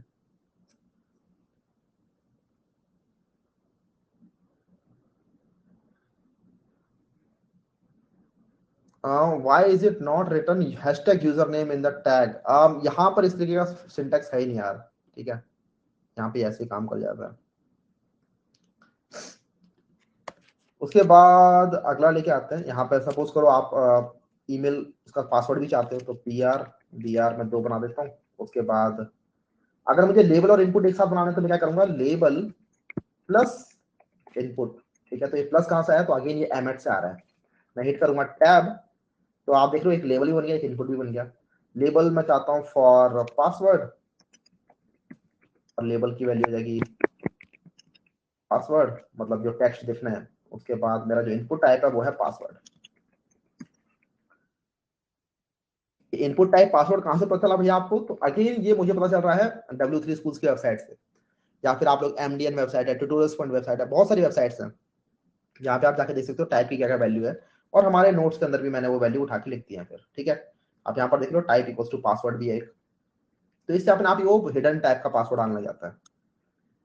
यहाँ पे अगर मैं कोई चीज लिखूंगा, अब देख लो ये हिडन सी होकर आ रही है अपने आप ही, ये पासवर्ड टाइप है इसका। और ये ईमेल टाइप है तो यहाँ पर अपने आप ही मेरे प्रीवियस ईमेल आईडी जो है वो आ रहे हैं, यहाँ पे देख रहे हो।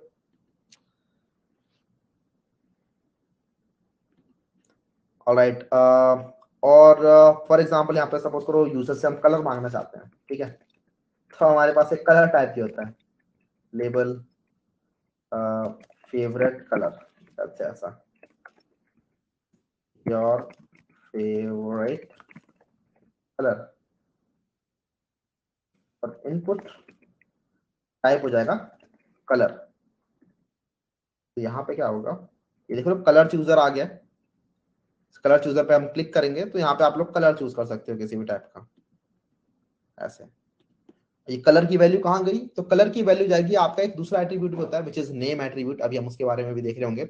उस नेम एट्रीब्यूट ने संभाल के रख लिया, तो जब आप फॉर्म सबमिट कर रहे होगे तो वो कलर की जो हेक्स कोड वैल्यू होगी वो जारी होगी, ठीक है।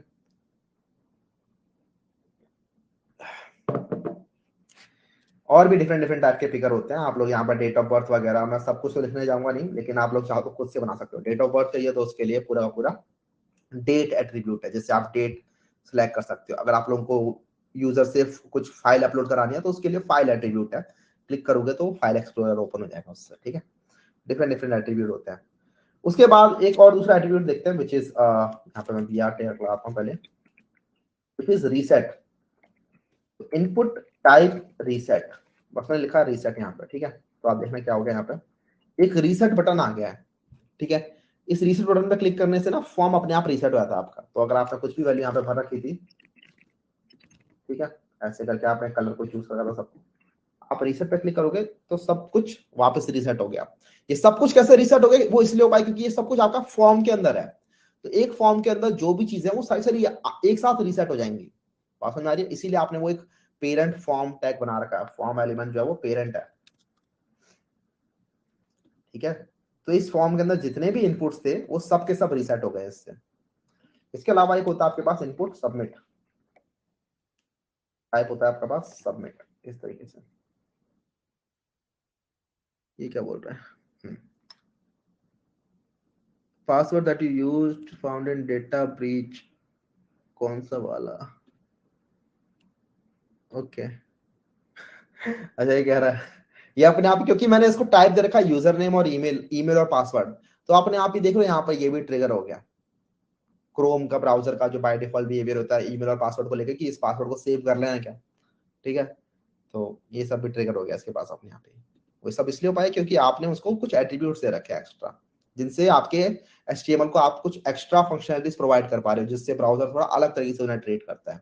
तो HTML तो ठीक है, लेकिन एट्रीब्यूट्स उनको एक्स्ट्रा फंक्शनलिटीज दे रहे होते हैं।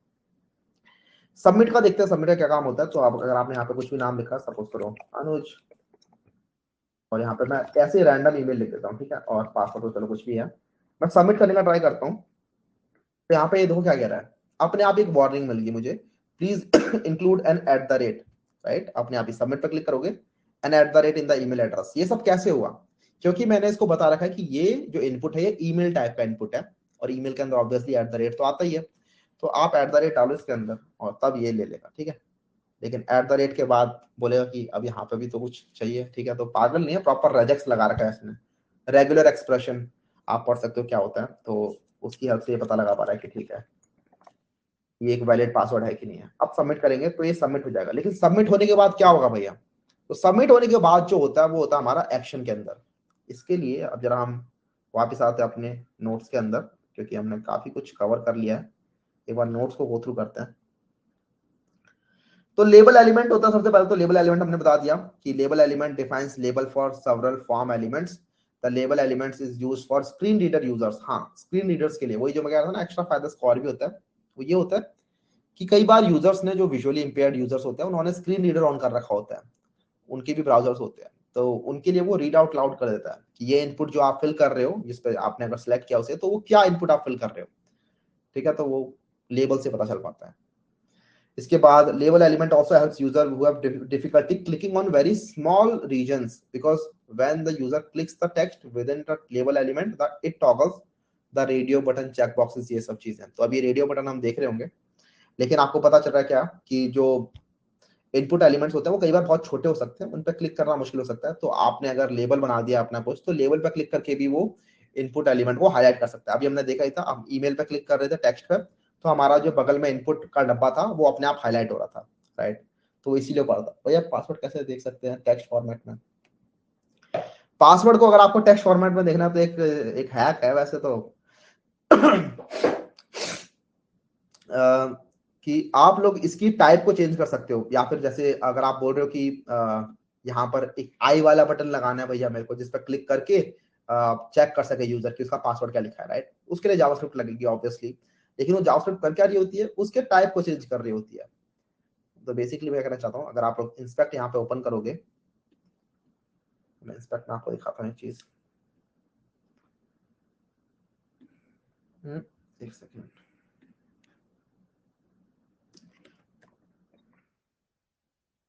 और अगर आप इसको सिलेक्ट करोगे, इस पासवर्ड वाले फील्ड को, इस पासवर्ड वाले इनपुट को सिलेक्ट किया हमने, और यहाँ पर टाइप इक्वल्स टू पासवर्ड लिखा हुआ, राइट। इस पासवर्ड के टाइप को हटा के अगर आप लिख दोगे यहाँ पर टेक्स्ट, एंटर करोगे, तो वो जो मैंने पासवर्ड लिखा हुआ था, डॉट डॉट जो बना था, वो अपने आप यहाँ पर टेक्स्ट फॉर्मेट में दिख रहा है। तो अगर आप लोग यहाँ पर जावास्क्रिप्ट लगा दोगे और आप वो बटन क्लिक हैंडल कर लोगे, ठीक है, तो उसके लिए हमें वो आई वाला एक लोगो भी लगाना पड़ेगा उसके लिए, और उस लोगो पे क्लिक करने को भी हैंडल करना होगा कि जब इस लोगो पे क्लिक हो तो एक टॉगल हो, कोई चीज टॉगल क्या हो, इसका टाइप टॉगल हो, इस इनपुट का टाइप टॉगल हो। टाइप पहले हो, अगर पासवर्ड टाइप हो रखा तो टेक्स्ट हो जाए, अगर टेक्स्ट हो रखा तो पासवर्ड हो जाए, इस तरीके से। तो इस टाइप में टॉगल करके आप लोग पासवर्ड को देख सकते हो, हटा सकते हो। आई थिंक समझ में आ गया होगा। Label element, the for attribute for the label tag should be equal to the id attribute of the input element to bind them together। ये चीज समझ में आ गई होगी, ये इंपॉर्टेंट चीज है। इसके बाद अभी हम सिलेक्ट और ऑप्शन की बात कर रहे होंगे, लेकिन पहले हम बात कर लेते हैं रेडियो ऑप्शंस की, रेडियो बटन की, वो भी इंपॉर्टेंट होते हैं। और फिर हम सबमिट बटन की थोड़ी और बात कर रहे होंगे, ठीक है। तो एक हमारे पास रेडियो भी होता है। फॉर एग्जाम्पल आप लोग यहाँ पर बोलते हो लेबल इनपुट मल्टीप्लाई बाय, ठीक है, वैसे तो अलग अलग लिखने पड़ेंगे हमें। Label plus input multiply by 3, I think ये हो सकता है क्या, मुझे पता नहीं है, ये हो सकता है कि नहीं, कि लेबल इनपुट मल्टीप्लाई बाय 3, अरे हो सकता है। खिचड़ी मच गई है, लेकिन ठीक है, कोई दिक्कत नहीं है। तो फॉर सपोज करो मुझे कलर पता करना है कि आपका फेवरेट कलर क्या है। फेवरेट कलर तो मैंने पूछ ही लिया। टी शर्ट साइज, तो फॉर स्मॉल स्मॉल टाइप हो जाएगा रेडियो। उसके बाद अगला है फॉर मीडियम, मीडियम टाइप हो जाएगा रेडियो। उसके बाद अगला है फॉर लार्ज, लार्ज टाइप हो जाएगा रेडियो। तो रेडियो एक टाइप होता है, इसको मैं वापस रिफॉर्मेट करता हूँ। रिफॉर्मेट करने के लिए राइट क्लिक करना है और फॉर्मेट डॉक्यूमेंट, अपने आप ही वो फॉर्मेट हो जाना चाहिए। अच्छे से हुआ नहीं वैसे जैसा मैं चाहता था। ठीक है, मुझे खुद ही करना पड़ेगा ये।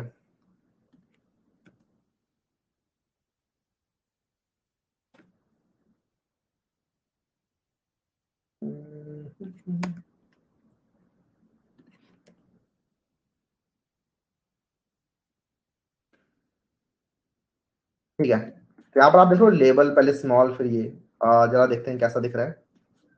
नेवर। तो यहाँ पर देखो small medium large 3 radio boxes बन गए हैं। इन पर हम क्लिक करेंगे तो स्मॉल पे क्लिक किया, मीडियम पे क्लिक किया, तो स्मॉल पे क्लिक किया तो मीडियम भी क्लिक हो पा रहा है। ऐसा क्यों हो रहा है? क्योंकि अभी ये सब के सब इंडिविजुअल है, आपस में कनेक्टेड नहीं है। आपस में अगर इन्हें कनेक्ट करना है तो उसके लिए हमें एक दूसरा एट्रीब्यूट सेट करना पड़ेगा, which is the name attribute. तो मैं क्या करूंगा, इन सबको ना नेम दूंगा कि इनका नेम क्या है। नेम है इनका टी शर्ट साइज। ठीक है, तो ये वाला एट्रीब्यूट मैं कॉपी करूंगा हर जगह से, और हर एक इनपुट को मैं सेम टी शर्ट साइज दे दूंगा, क्योंकि टी शर्ट साइज की वैल्यू तो एक ही हो सकती है, तीनों नहीं होंगी। कोई एक वैल्यू होगी टी शर्ट साइज की, राइट? तो टी शर्ट साइज की कोई एक ही वैल्यू होगी। अब आप देखोगे ये सबके सब आपस में बाइंड हो चुके हैं। अगर मैं स्मॉल पर क्लिक करता हूँ, उसके बाद मैं मीडियम पर क्लिक करता हूँ, तो स्मॉल वाला हट जाएगा, मीडियम वाला सेलेक्ट हो जाएगा।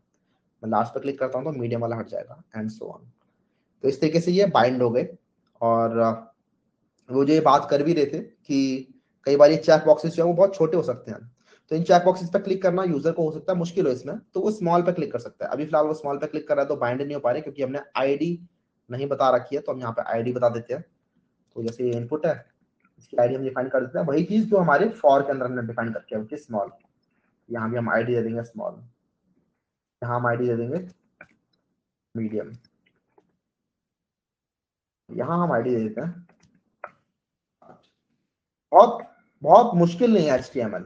ठीक है, अगर आपको लग रहा हो ना HTML में बहुत सारी चीजें हैं, एक्चुअली ये मुश्किल चीजें नहीं है, क्योंकि देखने के बाद तो समझ में आ जाती है। प्रॉब्लम विद HTML इज कि इसमें बहुत सारी चीजें हैं, और अगर आप लोग तैयार मतलब प्रैक्टिस नहीं करते हो टाइम के साथ, तो आप भूलते आते हो चीजों को। फॉर्म एक ऐसा एलिमेंट है जो आप बहुत ज्यादा यूज नहीं करते। एक वेबसाइट के अंदर बहुत सारे फॉर्म्स नहीं होते हैं, तो फॉर्म्स की चीजें आप भूलते रहोगे टाइम के साथ। बट कोई दिक्कत वाली बात नहीं है, जब भी आप वेबसाइट डेवलपमेंट करते हो तो आपके पास इंटरनेट एक्सेस होती ही है, राइट? तो आप लोग तुरंत वहां पर नेट पर सर्च कर सकते हो, और ये आपसे एक्सपेक्ट भी नहीं किया जाता। लेकिन बस आपको एट्रीब्यूट का पता होना चाहिए कि कौन एट्रीब्यूट क्या कर रहा है। सारे एट्रीब्यूट का भी पता होना जरूरी नहीं है, लेकिन जो मेन मेन एट्रीब्यूट है हमें पता चले कि चलो फॉर और आईडी को आपस में सेम होना चाहिए, जिससे कि लेबल और इनपुट जो है वो बाइंड हो सके। तो ये तो बहुत बेसिक चीजें हैं, ये बेसिक फंडामेंटल चीजें हैं। लेकिन जो रटने वाली चीजें कि इनपुट के कितने सारे टाइप्स हैं, कोई नहीं पूछ रहा आपसे रटने के लिए। ठीक है, नेट पर सर्च करो कि मुझे डेट इनपुट कराने है, क्या टाइप है, मिल जाएगा आपको। ठीक है, तो अब अगर आप लोग यहाँ पे क्लिक करोगे, जैसे स्मॉल पे क्लिक करोगे तो स्मॉल भी सिलेक्ट हो रहा है। अगर मैं मीडियम पे क्लिक करता हूँ तो मीडियम भी सिलेक्ट हो रहा है। आई थिंक समझ में आ रहा होगा। ठीक है, इसके नीचे इनको अगर अलग अलग लाइन में लेके आना है तो हम यहाँ पे BR लगा सकते हैं, जिससे कि अलग अलग लाइन में भी आ जाए। और इस तरीके से, ठीक है, तो स्मॉल मीडियम लार्ज। अब सबमिट की एक और बात कर लेते हैं। अभी फिलहाल हमने देखा यहाँ पर नेम हमने डिफाइन किया है, name equals to T shirt size. अभी आप देखोगे जब मैं यहाँ पे सबमिट करता हूँ तो क्या होगा। सपोज करो मैंने स्मॉल पे क्लिक किया और मैं सबमिट बटन पे क्लिक करता हूँ। जब मैंने सबमिट बटन पे क्लिक किया तो यहाँ पे लिखा रहा है T shirt size equals to on. ठीक है, अगर आप देख पा रहे हैं यहाँ पे तो लिखा रहा है T shirt size equals to on. ये सब कैसे हुआ? अपने आप ही जब मैंने स्मॉल पे क्लिक किया तो सबमिट बटन का एक्शन ट्रिगर हो गया। सबमिट बटन का एक्शन हमने अभी फिलहाल खाली रखा है। वो बटन अभी हम ना फॉर्म के बाद जो सबमिट बटन पे क्लिक करने का जो भी कुछ होता है वो हम जावास्क्रिप्ट के अंदर हैंडल कर रहे होंगे। ठीक है, तो वो सब जावास्क्रिप्ट के अंदर हम देख रहे होंगे बाद में। अभी फिलहाल बस ये समझो कि ये बाय डिफॉल्ट एक यूआरएल पे ले जाता है, जहां पर जो आपने नेम डिफाइन कर रखा था उसके कोरस्पॉन्डिंग क्या वैल्यू है वो आपके यूआरएल में चली जाती है। तो हमने नेम डिफाइन कर रखा था टी शर्ट साइज, आपको याद होगा टी शर्ट साइज हमने नेम डिफाइन कर रखा है तीनों रेडियो बटन्स का, और उनकी वैल्यू क्या है, वैल्यू अभी हमने डिफाइन नहीं कर रखी उनकी। तो जो डिफॉल्ट वैल्यू है ऑन ऑफ वो इसने ले ली है, तो अपने आप ही स्मॉल का ऑन इसने उठा लिया है। हमें नहीं पता स्मॉल का ऑन उठाया इसने, हो सकता है किसी का भी ऑन उठा लिया हो। तो इसको अगर आपको सेग्रीगेट करना है तो उसके लिए आपके पास एक और एट्रीब्यूट होता है तो अगेन एक और attribute which is value attribute, ठीक है। तो वैल्यू एट्रीब्यूट को भी समझ लेते हैं। वैल्यू एट्रीब्यूट के अंदर आप लोग की वैल्यू पेयर बना के भेज रहे होते हो। तो जब भी आप लोग कोई इनपुट भेज रहे होते हो सबमिट के अंदर, तो आप एक की भेजते हो और एक वैल्यू भेजते हो, तभी तो यूजर अपने डेटाबेस के अंदर सेव कर पाएगा। मैं अगर आप लोगों से कोई फॉर्म सबमिट कराता हूँ, मैं आप लोगों को एक की देता हूँ विच इज ईमेल, और वैल्यू आप लोग भर रहे होते हो, राइट। और की वैल्यू मुझे मिलती है तो मेरे डेटाबेस में सेव हो जाता है कि ठीक है ये की था ईमेल, वैल्यू था इस बंदे का ईमेल, और ये पूरा का पूरा एक पेयर आपके डेटाबेस में सेव हो रहा है, राइट। तो वो वैल्यू है यहाँ पे, और वैल्यू मैं इसका देता हूँ स्मॉल। मैंने खुद ही बता दिया कि इसकी वैल्यू स्मॉल है। खुद वैल्यू बताने से क्या होगा कि अगर ये सिलेक्ट हो रहा है, ये वाला रेडियो बटन सिलेक्ट हो रहा है, तो वैल्यू स्मॉल ही जाएगी बैकएंड में। और यहाँ पे भी वैल्यू बता देता हूँ मैं, मीडियम, कुछ भी आप वैल्यू दे सकते हो, 1 2 3 भी दे सकते हो, फर्क नहीं पड़ता। आपको फ्रंट एंड और बैक एंड को एक एक चीज पे आके टिकना पड़ता है कि मैंने अपनी साइड से क्या वैल्यू दी है और आप क्या चीज एक्सपेक्ट करोगे। तो बैक एंड वाले के बंदे को भी पता है कि ठीक है स्मॉल मीडियम लार्ज वैल्यू आ रही है, और फ्रंट एंड वाले को भी पता है कि मैं स्मॉल मीडियम लार्ज वैल्यू ही भेज रहा हूँ। या फिर अगर स्मॉल वाले ने बैक एंड वाले ने बोला कि ठीक है नहीं 1 2 3 भेजो हमें वैल्यूज, तो आप फ्रंट एंड पे वैल्यूज को 1 2 3 बना रहे होगे। आई थिंक समझ में आ रहा होगा, ठीक है। तो हम यहाँ पे स्मॉल मीडियम लार्ज रख लेते हैं वैल्यूज को, कोई फर्क नहीं पड़ता। और अब अगर मैं मीडियम पे क्लिक करके सबमिट करता हूँ, तो यहाँ पर T shirt size equal to medium जा रहा है, ठीक है। ये वैल्यूज और भी आ सकती है, क्योंकि अभी आप अगर आप नेम भरते हो और आप अगर ईमेल फिल करते हो सपोज करो, और पासवर्ड वगैरह फिल करते हो, स्मॉल पे क्लिक करते हो, सबमिट करते हो, तो सिर्फ आपका T shirt size equal to small submit हो रहा है। बाकी सारी वैल्यूज क्यों नहीं सबमिट हुई भैया, क्योंकि बाकी सब वैल्यूज के अंदर आपने नेम ही नहीं बता रखा, आपने बता ही नहीं रखा कि ये वैल्यू मुझे कैप्चर करनी है सबमिट बटन पे क्लिक करते टाइम। तो उसके अंदर आपका नेम एट्रीब्यूट बहुत इंपॉर्टेंट होता है। आपको बताना पड़ेगा अपने इनपुट्स के अंदर कि इनका नेम क्या है, सो दैट इनकी वैल्यू सबमिट बटन कैप्चर करे।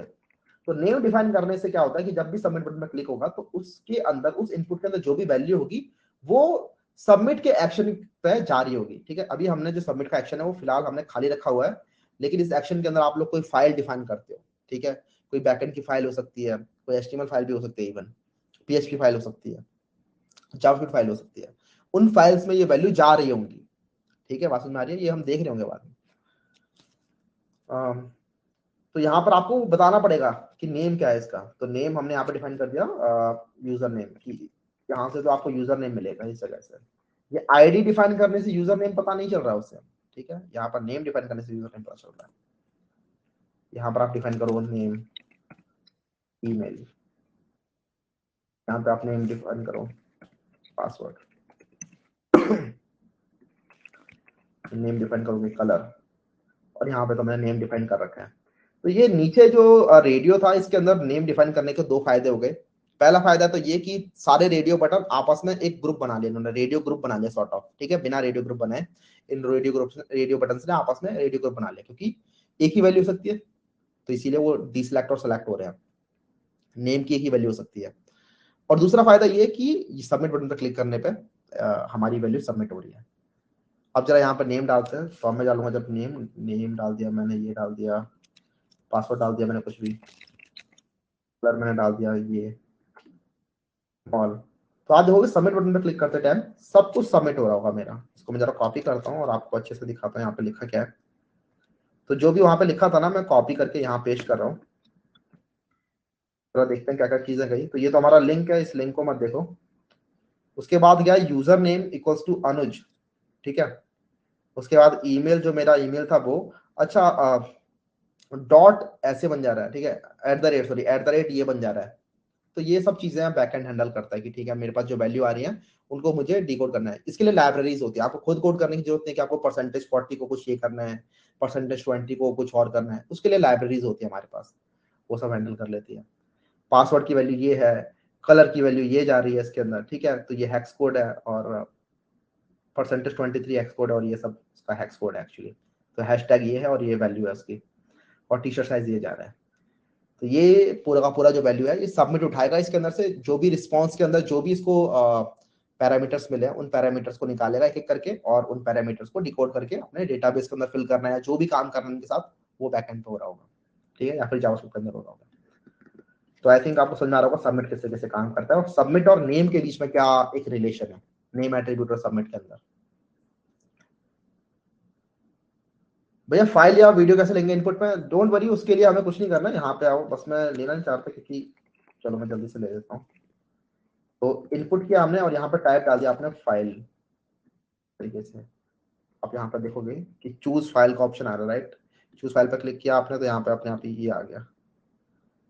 जब मैंने सबमिट किया तो यहाँ पर स्क्रीनशॉट अपने आप आ गया, राइट, और जब सबमिट करोगे तो ये फाइल भी सबमिट हो रही होगी। एक्चुअली होता क्या है, सबमिट करते टाइम यहाँ पे बैकएंड क्या करता है, आपको बैकएंड से क्या करना होता है कि ये जो फाइल है इस फाइल के लिए एक यूआरएल बनाना होता है अपने बकेट के अंदर, AWS के अंदर। अभी समझ में नहीं आ रही ये चीजें, AWS के अंदर हो सकता है आप स्टोर कर रहे हो सर S3 के अंदर, तो उस बकेट के अंदर एक लिंक बनाओगे आप, वो लिंक आपका आएगा फ्रंट एंड के अंदर, उस लिंक के अंदर फिर ये आपने लाइब्रेरी बना रखी होगी, उस लाइब्रेरी मतलब कोड बना रखा होगा, उस कोड के अंदर होगा कि ये फाइल इस लिंक में अपलोड कर दो, और फिर वो जो लिंक है वो आप अपने बैकएंड पे भी भेज रहे हो कि इस लिंक को आप लोग स्टोर कर लो अपने डेटाबेस के अंदर। तो इस तरीके से वो लिंक आप डेटाबेस में स्टोर कर लेते हो, और वो जो पूरी की पूरी फाइल है वो आपके AWS S3 में चली जाती है। ये सब हम देख लेंगे बाद में जब पूरा पूरा फुल स्टैक एप्लीकेशन बना रहे होंगे।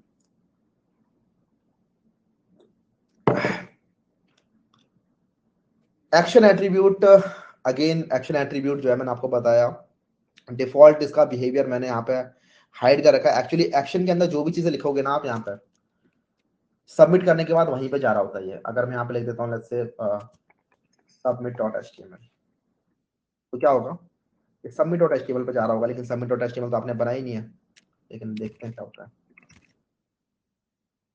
बस इतना लिखते हैं सबमिट, तो कैन नॉट गेट submit.html। अगर आपने submit.html बनाई होती फाइल तो ये submit.html वाली फाइल ओपन होती, और उसके अंदर ये सारे की सारी वैल्यूज जा रही होती जो आपने पिछले फॉर्म से भेजी थी, ठीक है।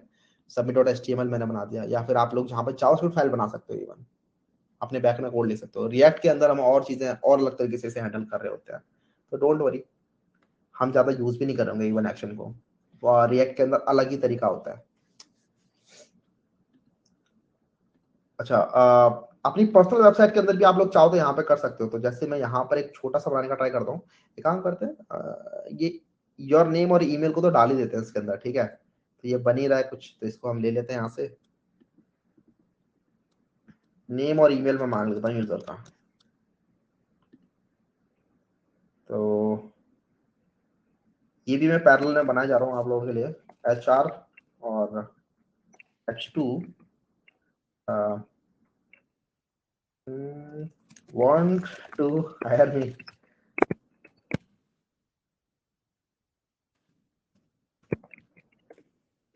then fill out this form। यहाँ पे फॉर्म है हमारा, उस बंदे से आपने नेम मांग लिया, उसका ईमेल मांग लिया आपने, और फिर सबमिट कर दोगे आप इसको।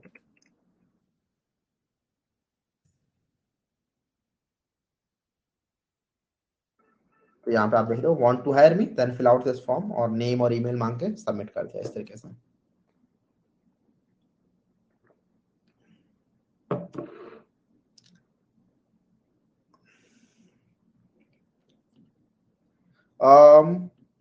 अब जरा और देखते हैं कुछ चीजें हैं मैंने क्या छोड़ दिया।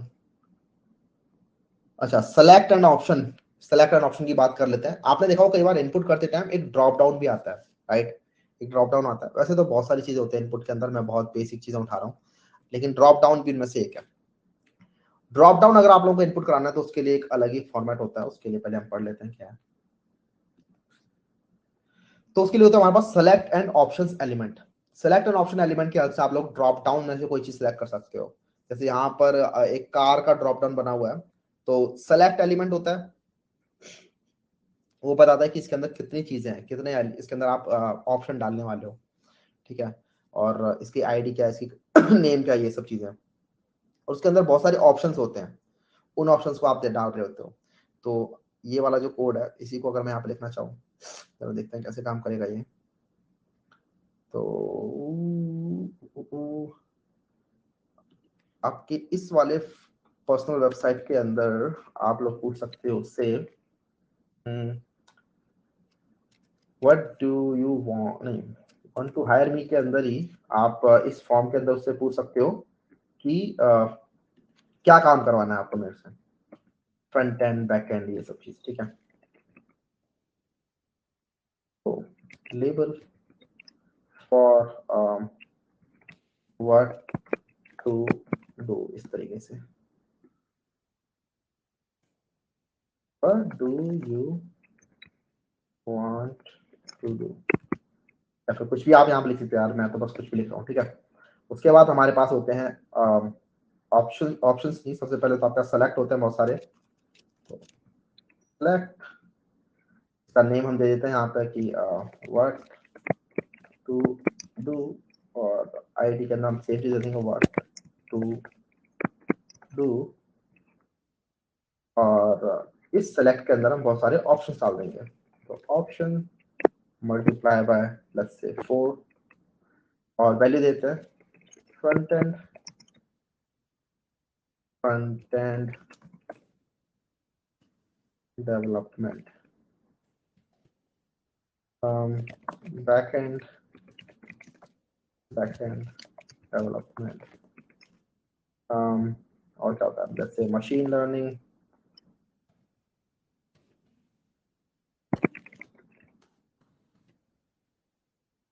और लेट्स से एंड्रॉइड,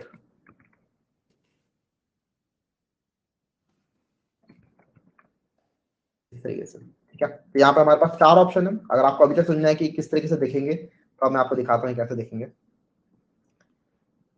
तो ये हमारी इस वेबसाइट के अंदर, अनुज पर्सनल वेबसाइट के अंदर है, what do you want to do, देख रहे हो, और यहाँ पे एक ड्रॉप डाउन आ रहा है, इस पर मैं क्लिक करूंगा तो ये 4 ऑप्शन आ रहे हैं, आपको दिख रहे होंगे, राइट। ये 4 ऑप्शन, इनमें से आप किस पे क्लिक करोगे तो वो ऑप्शन यहाँ पर सिलेक्ट हो जाएगा। तो इस तरीके से अगर आप लोगों को कभी बहुत बड़ा ड्रॉप डाउन, या फिर आप लोग पूछ रहे हो उससे उसकी कंट्री, राइट, कंट्रीज के अंदर आपने देखा होगा पूरा का पूरा ड्रॉप डाउन बन के आता है, तो उसके अंदर उन्होंने बहुत सारी कंट्रीज उठा के लाई होती है और वो कंट्रीज वो पूरा का पूरा ऑप्शंस के अंदर भर देते हैं। तो इस तरीके से वो ड्रॉप डाउन आपके बन रहे होते हैं, ठीक है। तो ये ड्रॉप डाउन आपको समझ में आएगा, सेलेक्ट और ऑप्शन के हाथ से आप लोगों के ड्रॉप डाउन बन रहे होते हैं। इसके अलावा एक होता है आपका टेक्स्ट एरिया। टेक्स्ट एरिया भी समझ लेते हैं। अगर आपको बहुत बड़ा टेक्स्ट इनपुट लेना है यूजर से, जैसे कि कई बार आपने इंटर्नशाला के अंदर कभी भरने का ट्राई किया तो वहां पे एक बड़ा सा क्वेश्चन पूछता है वो कि tell us something, tell us about yourself, ठीक है। तो या फिर why do you think you are the best fit for this role, तो उसमें बहुत बड़ा इनपुट सा टेक्स्ट आ जाता है, तो वहां पे आप बहुत सारी चीजें लिख सकते हो। तो वो अगर आपको बनाना है तो उसके लिए आपके लिए होता है टेक्स्ट एरिया। तो यहाँ पे अगर आप लोगों को एक टेक्स्ट एरिया चाहिए, जैसे कि आप बोल सकते हो उसको कि टेक्स्ट एरिया नेम दे देते हैं इसको, let's say why hire me, कुछ भी,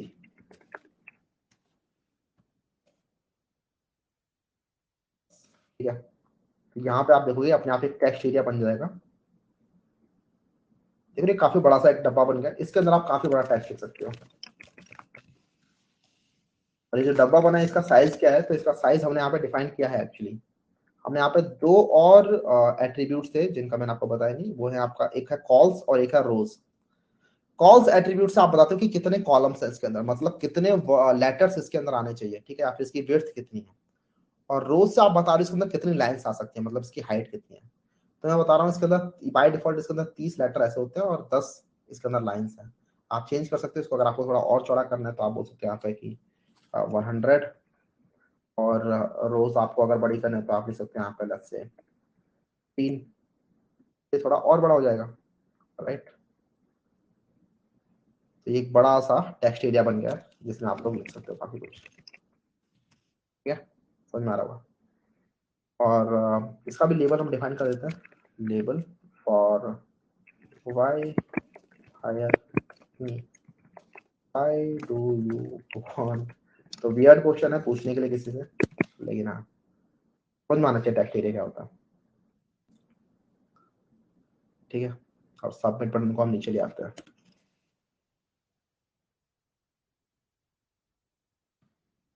तो ये हमारा फॉर्म हो गया, आपको दिख रहा होगा एक छोटा सा फॉर्म हमने अपनी वेबसाइट के अंदर भी डाल दिया, जो हमारी ये पर्सनल वेबसाइट बन रही है। आप लोग जाके देखोगे ना दूसरों की पर्सनल वेबसाइट्स, तो काफी लोगों ने बहुत अच्छी अच्छी बना रखी होती हैं। गूगल पर सर्च करो personal websites templates about personal website examples, तो आप देखोगे बहुत सुंदर सुंदर टाइप की बना रखी होती है। सीएसएस पढ़ लेंगे हम तो हम भी वैसे टाइप की बना पाएंगे आराम से, बहुत मुश्किल है नहीं।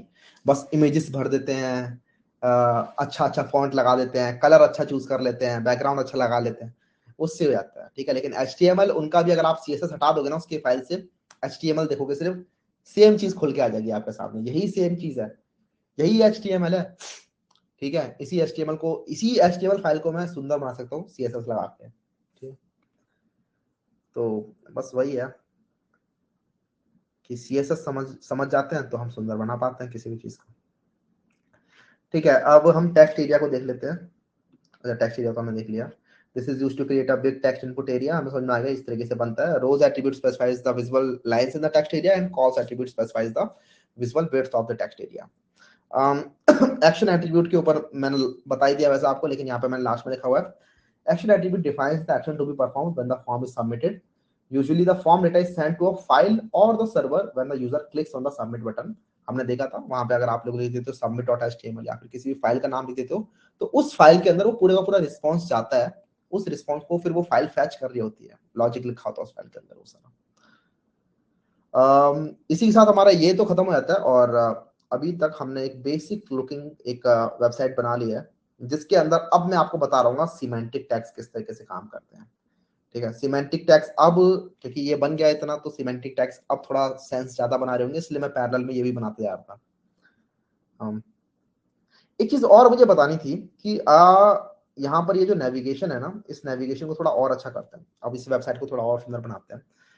मैं दो तीन चीजें सी के अंदर और बताता हूँ सिमेंटिक टैग्स में मूव करने से पहले।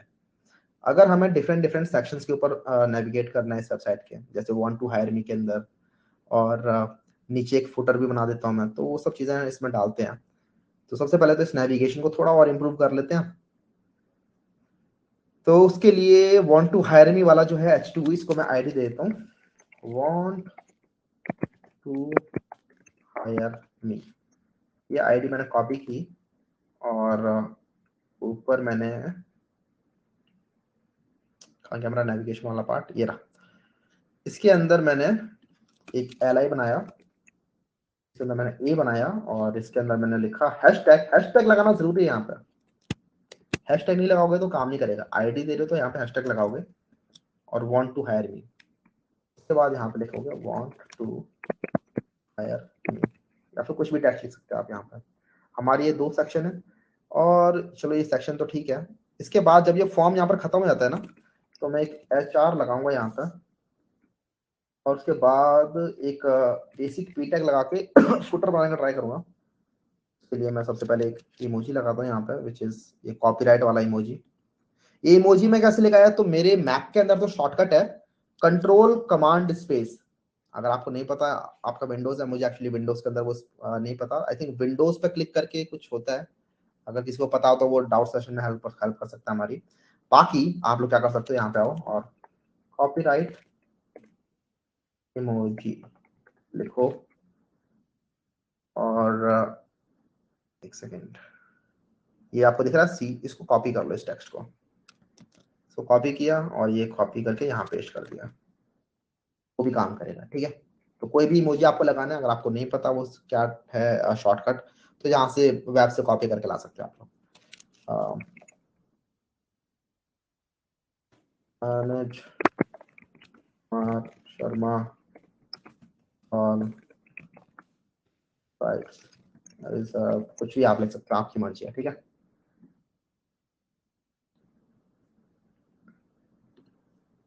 तो ये नीचे ये कुछ ऐसा सा दिख रहा है।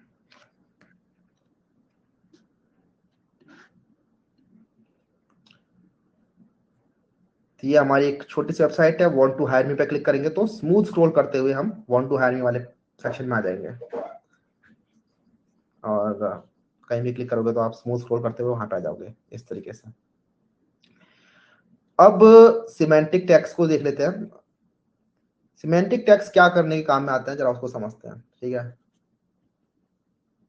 भैया एट्रीब्यूट का समरी दे दो ना प्लीज, फिर for ID name value label got confused, ठीक है। तो we actually looked at quite a lot of attributes. तो एक बार छोटी सी समरी थी मैं दे देता हूँ यहाँ पे। तो जैसे यहाँ इनपुट में देखो, यहाँ पर बहुत सारे एट्रीब्यूट लिखे हुए हैं, ID name type value for. वैसे अगर आप मेरे साथ चलते आ रहे थे तो सबके सब समझ में आ रहे होंगे, बस इट्स अ मैटर ऑफ कि कितना प्रैक्टिस करते हैं और कितना प्रैक्टिस करने के बाद एकदम दिमाग में वो चीज बैठती है, ठीक है। तो सबसे पहले बात करते हैं फॉर की। तो ये लेबल इनपुट लेबल में डल रहा होता है, लेबल एलिमेंट के अंदर फॉर एट्रीब्यूट होता है। इसकी हेल्प से आप लोग किसी इनपुट के साथ किसी भी लेबल को बाइंड कर सकते हो। लेकिन शर्त क्या है कि जो भी लेबल के अंदर फॉर की जो वैल्यू होगी, फॉर एट्रीब्यूट की जो वैल्यू होगी, वो इनपुट की आईडी की वैल्यू के बराबर होनी चाहिए। आईडी का काम क्या है? आईडी के काम बहुत सारे होते हैं। आईडी की हेल्प से आप लोग किसी एलिमेंट को एक यूनिक आइडेंटिटी दे सकते हो कि ये जो एलिमेंट है इसकी यूनिक आइडेंटिटी क्या है। आईडी की खास बात एक और है कि आईडी आप किसी भी एलिमेंट को सिर्फ एक यूनिक ही दोगे। इसको हम बाद में अभी और देख रहे होंगे जब सीएसएस में मूव कर रहे होंगे, आईडी सिलेक्टर क्या होता है, क्लास सिलेक्टर क्या होता है। तो वहां पे हम देखेंगे आईडी जो होता है एक्चुअली एक यूनिक होती है। तो जो भी एलिमेंट है, जैसे स्मॉल मैंने अगर आईडी दे दिया तो स्मॉल आईडी में किसी और एलिमेंट को नहीं दूंगा, दे सकते हो आप, लेकिन मतलब फिर वो जो आप लिखते हो ना क्वेरी सिलेक्टर जावास्क्रिप्ट के अंदर की फाइंड बाय आईडी, तो उसके अंदर वो फिर वो कंफ्यूज हो जाता है, वो एरर दे देता है आपको जावास्क्रिप्ट के अंदर। एचटीएमएल तो एरर देता नहीं है, सीएसएस भी एरर नहीं देता कुछ, लेकिन जावास्क्रिप्ट बोलता है कि भाई क्या कर रखा आपने ये। तो आईडी आपको यूनिक देनी होती है। अगला हमने देखा नेम। नेम का काम होता है जब आप सबमिट पे क्लिक करते हो तो वो की वैल्यू पेयर को इस इनपुट से ले जाना और सबमिट करना। नेम का काम एक और हो गया इस वाले केस के अंदर, हमारे इस रेडियो बटन के केस में, कि इसने इसको ग्रुप कर दिया, ठीक है।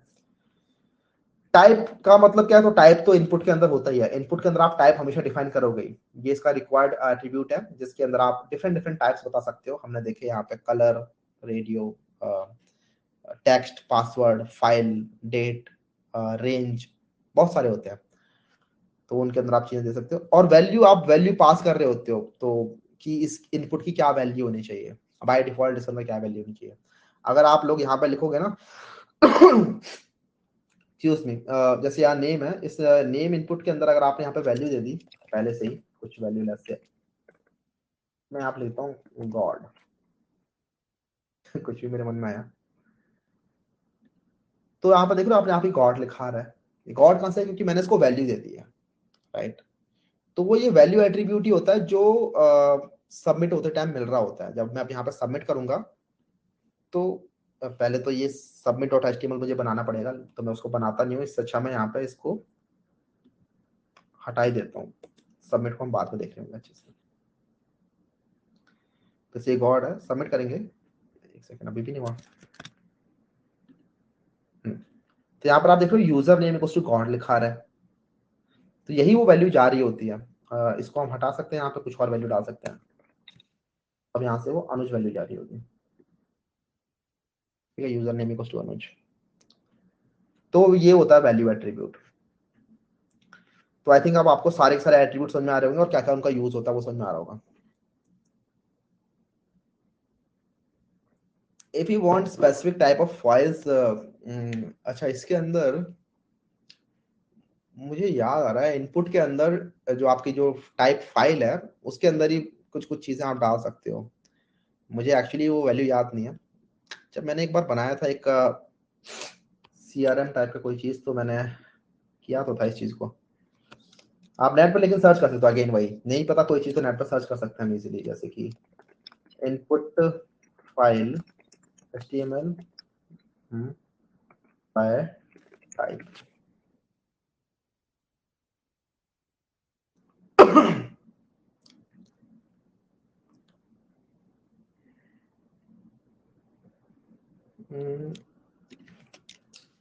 पीडीएफ ओनली, स्टैक ओवरफ्लो, ये रहा एक्सेप्ट एट्रीब्यूट होता है क्या उसके लिए? हाँ, एक्सेप्ट एट्रीब्यूट होता है। इसके अंदर आप इस तरीके से बता रहे हो। तो सी मुझे ये रिमेंबर नहीं था, लेकिन यहाँ पर आके आप लोग चूज कर सकते हो यार, accept image GIF, image JPG, तो यही मैंने भी डाला हुआ उसके अंदर। तो ये अगर आप करोगे तो बाकी सारी चीजें हाईलाइट होंगी ही नहीं सिर्फ, और बाकी सारी चीजें आप सिलेक्ट कर भी सकते हैं। सिर्फ इमेज के अंदर जेपीजी या जिफ इमेज सिलेक्ट कर सकते हो। आप लोग क्या बोलते हो, जिफ या गिफ? मैं जिफ बोल रहा होता हूँ। तो इसके लिए एक्सेप्ट एट्रीब्यूट होता है एक, और हर एक इनपुट के अंदर और भी बहुत सारे एट्रीब्यूट होते हैं, जैसे मैंने आपको बताया नहीं, लेकिन वही है जो काम पड़ेगा उनका तो आप जाके देखोगे उनको, ठीक है। जैसे कि रेंज एट्रीब्यूट है, उसके अंदर होता है कि रेंज कितनी, कहाँ से स्टार्ट करनी है, मिनिमम मैक्सिमम या फिर लेंथ क्या रखनी है, उसके अंदर और फर्दर एट्रीब्यूट होता है, बहुत सारी चीजें हैं, ठीक है। रैबिट होल है पूरा का पूरा, अगर घुसोगे तो घुसते चले आओगे उसके अंदर।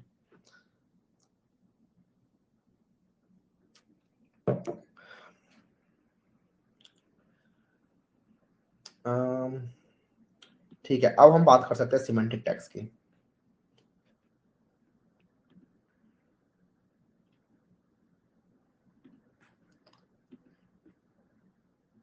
Semantic tags in HTML, writing semantic markup means understanding the hierarchy of your content and how both users and machine will read it. अच्छा नीचे है, ठीक है।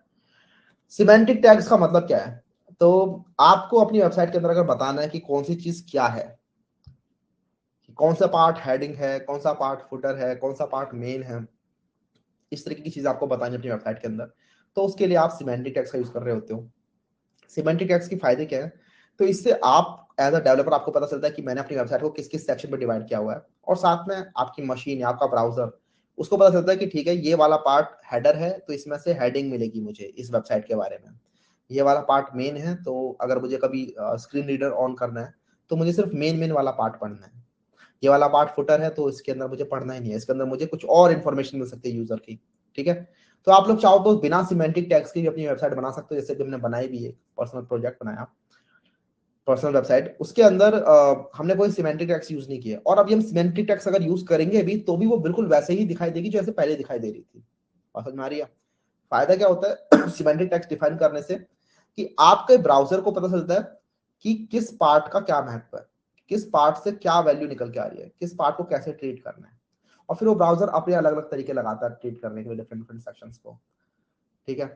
तो दिखते सब कुछ वैसे ही है, अभी भी वैसे दिखेंगे जैसे पहले दिख रहे थे, लेकिन आपको पता चल रहा है जैसे यहाँ पर अगर आप देखोगे तो हमें दिख रहा है कि हाँ ये वाला जो ऊपर वाला पार्ट है, ये वाला पार्ट हेडिंग पार्ट है, ये वाला पार्ट हो सकता है एक पूरा का पूरा सेक्शन है, येलो वाला जो बन रखा है यहाँ पे, येलो येलो पूरा पार्ट सेक्शन है, इसमें डिफरेंट डिफरेंट सेक्शंस हैं, राइट।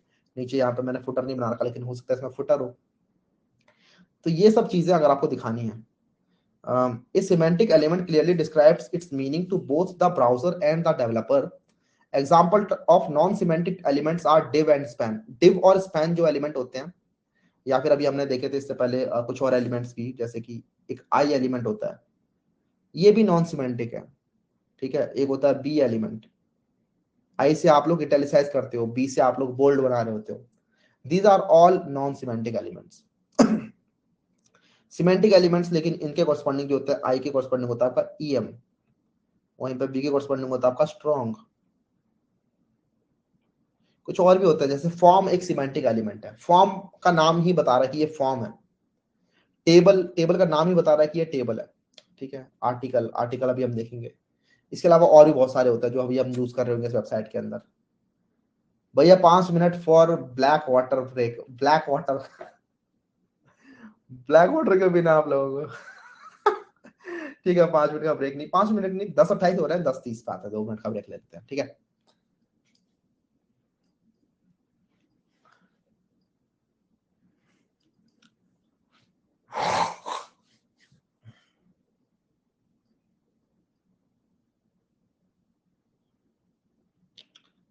ओ अच्छा, जैसे रेशमा सिर्वी ने कहा गॉड लिखा हो तो वो हट जाए, that is called place holder.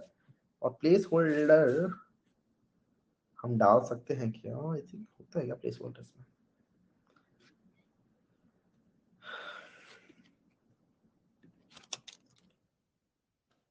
ये रहा, एक सेकंड,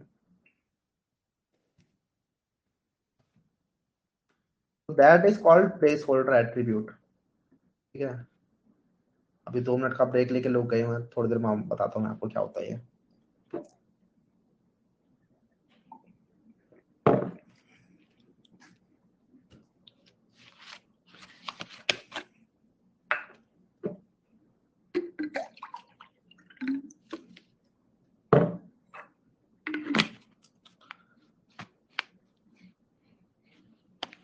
हमें अगर कोई ऑडियो प्ले करना है, ऑडियो प्ले करने के लिए you have to use JavaScript.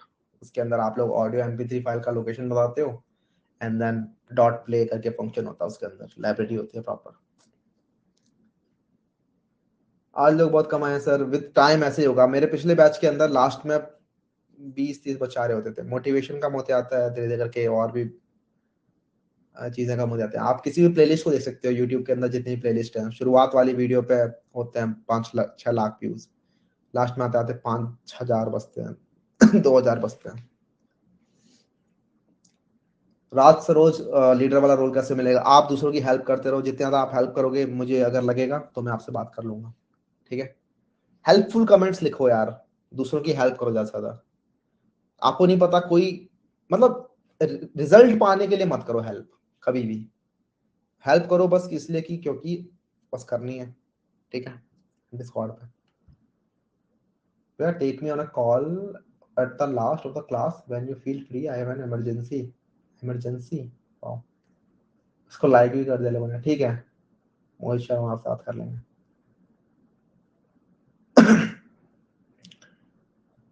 Responsive image assignment नहीं हो पा रहा, असाइनमेंट नहीं हो रहा तो डोंट वरी, मैं कल की जो हमारी डाउट क्लास है उसके अंदर मैं असाइनमेंट्स भी ले रहा हूँ, बाकी आप लोगों के डाउट जो होंगे क्लास रिलेटेड वो भी ले रहा हूँ।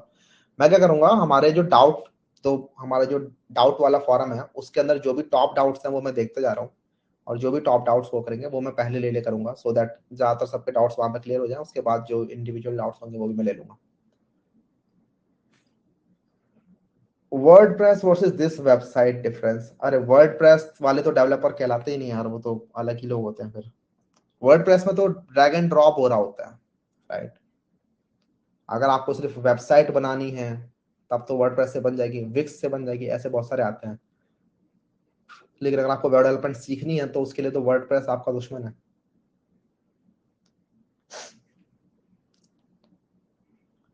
Today's lecture was lagging so much. मेरा लैग नहीं कर रहा यार, मे बी इंटरनेट स्पीड अच्छी करो अपनी।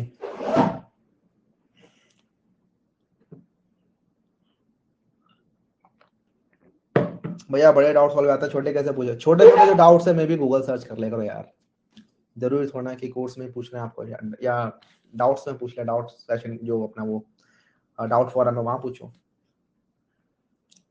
भैया क्लास के साथ कोड करना है क्या? नहीं नहीं नहीं, क्लास के साथ कोड मत करना प्लीज, क्लास के साथ बस क्लास को देखो, ठीक है? क्लास में क्या चल रहा है, और कोड के लिए असाइनमेंट मैं आपको दूंगा, वो असाइनमेंट करना, ये वाला कोड भी आप लोग कर सकते हो, कल कर लेना, असाइनमेंट वाले कोड को कर लेना, बस दैट इज इनफ। क्लास वाली चीजों को बस समझो, और नोट्स अगर आप पैरेलली बना रहे हो तो वो बहुत अच्छी बात है, वो आपकी बहुत लॉन्ग रन में हेल्प कर रहा होगा। Okay now let's come back. Example of semantic elements, अब जब हम देखते हैं क्लियरली डिफाइंस इट्स कंटेंट, तो ये हमारा बेसिकली कंटेंट को डिफाइन करने काम में आता है, ठीक है? कि कौन सा वाला पार्ट हेडर है, फुटर है, और भी बहुत सारी चीजें होती है, अभी हम देखेंगे भी। जैसे एक फोटो बना रखी है मैंने इस फोटो में आप देख सकते हो कि एक वेबसाइट को डिफरेंट डिफरेंट पार्ट में तोड़ रखा है। सिमेंटिक टैग्स इन HTML वाला पहला वाला चीज देखो, इस वाली चीज को आप यहाँ पर देख रहे हो, ऊपर एक हेडर है, देन एक नैव है, फिर इसके अंदर बहुत सारे सेक्शंस हैं, एक असाइड है, एक फुटर है। इस टाइप का लेआउट आपको मोस्टली वेबसाइट में देखने को मिलेगा ही मिलेगा। अगर आप कोई भी वेबसाइट खोल के देख लो, ज्यादातर जो ब्लॉगिंग वेबसाइट होती है उनके अंदर तो ऐसा होता ही है। हमारी लिंक्डइन वेबसाइट को खोल के देख सकते हो, लिंक्डइन के अंदर भी ऐसा होता ही है। तो linkedin.com को खोलोगे तो ऊपर आपको दिखेगा ये, right, this is the tab. उसके बाद ये लेफ्ट साइड में आपको एक असाइड दिख रहा है, ये आपका मेन है, ठीक है? आपका मेन है, ये भी असाइड है। तो इस तरीके के इसके अंदर भी हायरार्की डिफाइन हो रखी है, प्रॉपर विजुअल हायरार्की इसको कहते हैं हम, ठीक है? तो ये ऊपर एक नेविगेशन है, असाइड है, मेन है, ये सब ठीक है दिखा रखा आपने आपने हो सकता है डिफाइन कर रखा हो वेबसाइट के अंदर, ना डिफाइन कर रखा हो, लेकिन आपके ब्राउजर को पता चल जाता है कि ठीक है ये वाला पार्ट हेडर है, ये वाला पार्ट फुटर है। अगर आप नहीं बनाओगे तो आपके ब्राउजर को पता ही नहीं चलेगा। फॉर एग्जाम्पल मैं चाहता हूं यहाँ पर बताना कि ये जो ऊपर वाला पार्ट है ना, ये वाला पार्ट पूरा का पूरा, ये वाला पार्ट हेलो देयर से लेकर नेविगेशन तक, नेविगेशन से ऊपर तक, ये वाला दिस इज माय हेडर वाला पार्ट, ऑलराइट? इसके बाद ये मेरा नेविगेशन वाला पार्ट है, इसके नीचे मैंने जो भी चीज लिखी है this is my main content, ये मेरा मेन वाला पार्ट है। इस मेन कंटेंट के अंदर मेरे बहुत सारे सेक्शंस हैं, ठीक है। जैसे ये मेरा पाइथन एक सेक्शन है, मतलब सॉरी ये पूरा पूरा एक सेक्शन है, और इस सेक्शन के अंदर बहुत सारे आर्टिकल्स हैं। ये मेरे आर्टिकल्स हैं छोटे छोटे, कॉटलिन का आर्टिकल, जावा का आर्टिकल। उसके बाद ये मेरा एक दूसरा सेक्शन है, ठीक है। और ये मेरा लास्ट में एक फुटर है। ये सब मुझे अपने ब्राउजर को बताना है, तो इसके लिए मैं यूज करूंगा सिमेंटिक टैग्स का, सिमेंटिक एलिमेंट्स का। तो जो most commonly use semantic elements है उनको देख लेते हैं। पहला है हमारे पास आर्टिकल। आर्टिकल नहीं, हम स्टार्ट करते हैं अपनी खुद से ही कि हम इसे कैसे मॉडिफाई करने वाले हैं इस वेबसाइट को। तो जैसे मैंने आपको बताया कि मैं ऊपर वाले पार्ट को तो बनाने वाला हूँ header.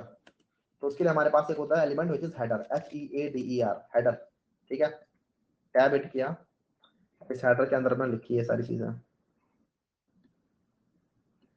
Command x, command we, मैंने कॉपी पेस्ट कर दिया वापस, ये मेरा हेडर बन गया, ठीक है। उसके बाद ये मेरा नेविगेशन वाला पार्ट है, राइट, इसको मैं डालूंगा अपने नैव के अंदर। तो मेरे पास एक नैव सिमेंटिक टैग भी होता है, और इससे मैं इसको उठाऊंगा यहाँ से और इसको मैं नैव में डाल दूंगा, ठीक है।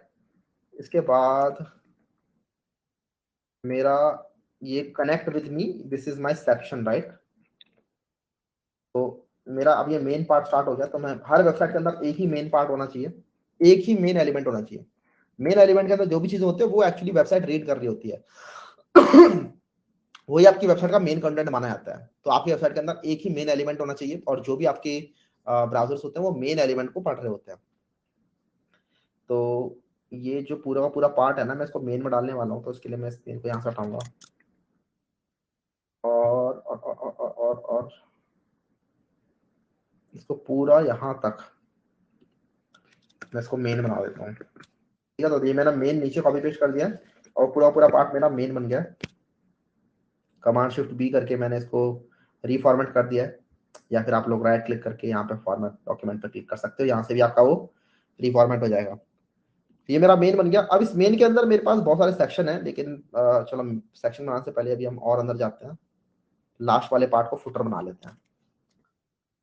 फुटर एलिमेंट होता है एक फुटर, इसके अंदर मैं इसको उठा कर डाल दूंगा। अब अगर आप देखोगे आपकी वेबसाइट बहुत ही नीट एंड क्लीन सी बन जाएगी। ये रहा फुटर, और ये रहा आपका मेन। इस मेन को मैं कोलैप्स कर देता हूँ, इस नैब को मैं कोलैप्स कर देता हूँ, और इस हेडर को मैं कोलैप्स कर देता हूँ। आप देख रहे हो इस नैब को, इस HR को मैं इस नैब के अंदर डाल सकता हूँ।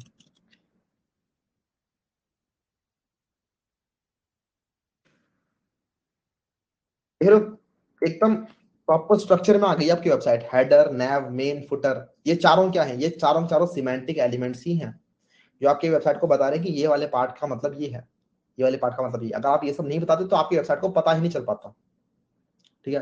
हाँ भैया, प्लेस होल्डर समझाओ, आप भूल गए। अच्छा, प्लेस होल्डर, ओके।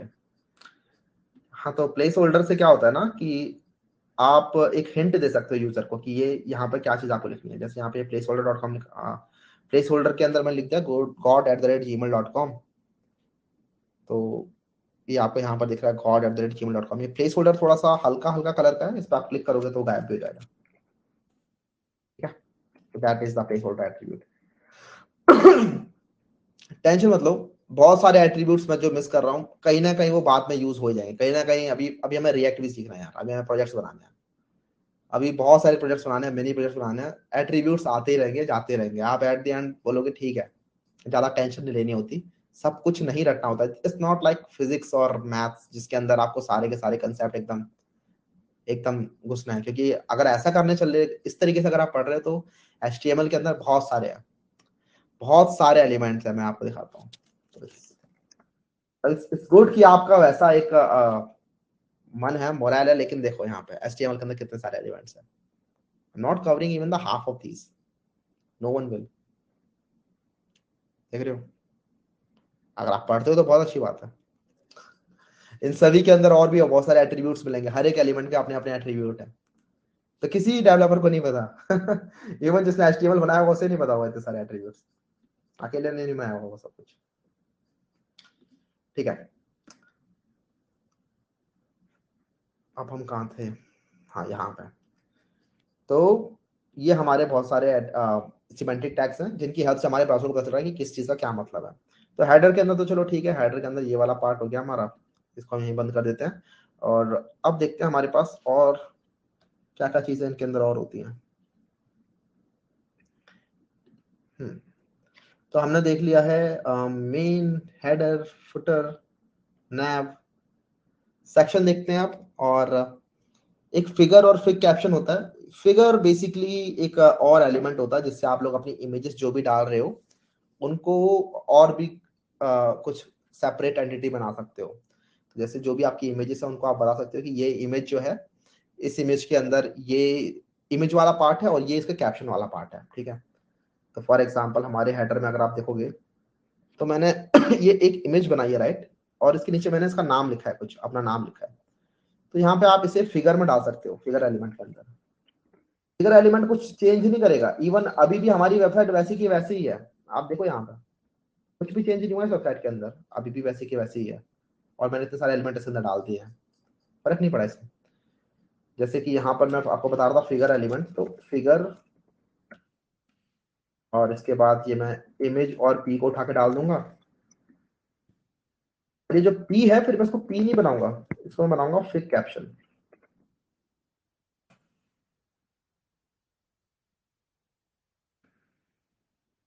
इससे अपने आप ही वो ये फिगर का कैप्शन बन गया है, ठीक है। तो बेसिकली इमेज के नीचे जो कैप्शन होता है वो फिग कैप्शन के आपसे आता है। फिगर के अंदर यूज करना सेंस बनाता है ये। बाकी आप लिख तो कहीं भी सकते हो, HTML एरर नहीं देगा आपको। तो दीज आर सिमेंटिक टैग्स, लेकिन ठीक है। नैप देख लिया हमने, अगला क्या बच गया हमारा, सेक्शन देखते हैं। तो हमारे मेन के अंदर बहुत सारे सेक्शंस हैं। सेक्शन क्या होते हैं, तो एक बड़ा सेक्शन जो है, एक पूरी वेबसाइट, आपकी वेबसाइट के अंदर आप डिफरेंट डिफरेंट सेक्शन में तोड़ सकते हैं अपनी वेबसाइट को, राइट। जो मेन कंटेंट है, इस मेन कंटेंट के अंदर आपने डिफरेंट डिफरेंट पैराग्राफ्स बना रखे हैं, या फिर डिफरेंट डिफरेंट H2 हैं, उनके अंदर काफी सारी चीजें लिखी हुई है, राइट। तो डिफरेंट डिफरेंट सेक्शंस बना रखे हैं। इवन अगर आप मेरी वेबसाइट में देखोगे तो यहाँ पर मैंने ये एक जो मेरा मेन कंटेंट है इसमें कनेक्ट विद मी है, माय फेवरेट प्रोग्रामिंग लैंग्वेज है, वांट टू हायर मी है। तो ये डिफरेंट डिफरेंट सेक्शंस हैं। तो ये आप सेक्शंस बना सकते हो इसके अंदर बहुत सारे। तो मैं अपने मेन के अंदर, और जैसे connect with me, this is a section, तो इसको मैं बनाऊंगा एक सेक्शन। सेक्शन और ये जो पूरा पार्ट है, from this H2 to this, ये मैं सेक्शन के अंदर डाल दूंगा इस तरीके से, ठीक है। उसके बाद एक और सेक्शन है इसके अंदर नीचे, प्रोग्रामिंग लैंग्वेज वाला सेक्शन, राइट। तो मैं इस सेक्शन को पूरा कॉपी करूंगा। एक सेकेंड। कॉपी करने के लिए अपना कर्सर यहाँ रखो और फिर नीचे आओ, और जहां आपको लगता है कर्सर खत्म हो गया वहां पर शिफ्ट दबा के कर्सर को क्लिक कर दो और फिर कट करके पेस्ट कर दो ऐसे।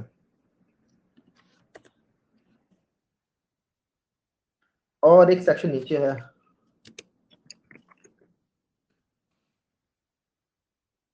ये H2, और ये पूरा पूरा फॉर्म जो है वो इसी के अंदर आ जाएगा।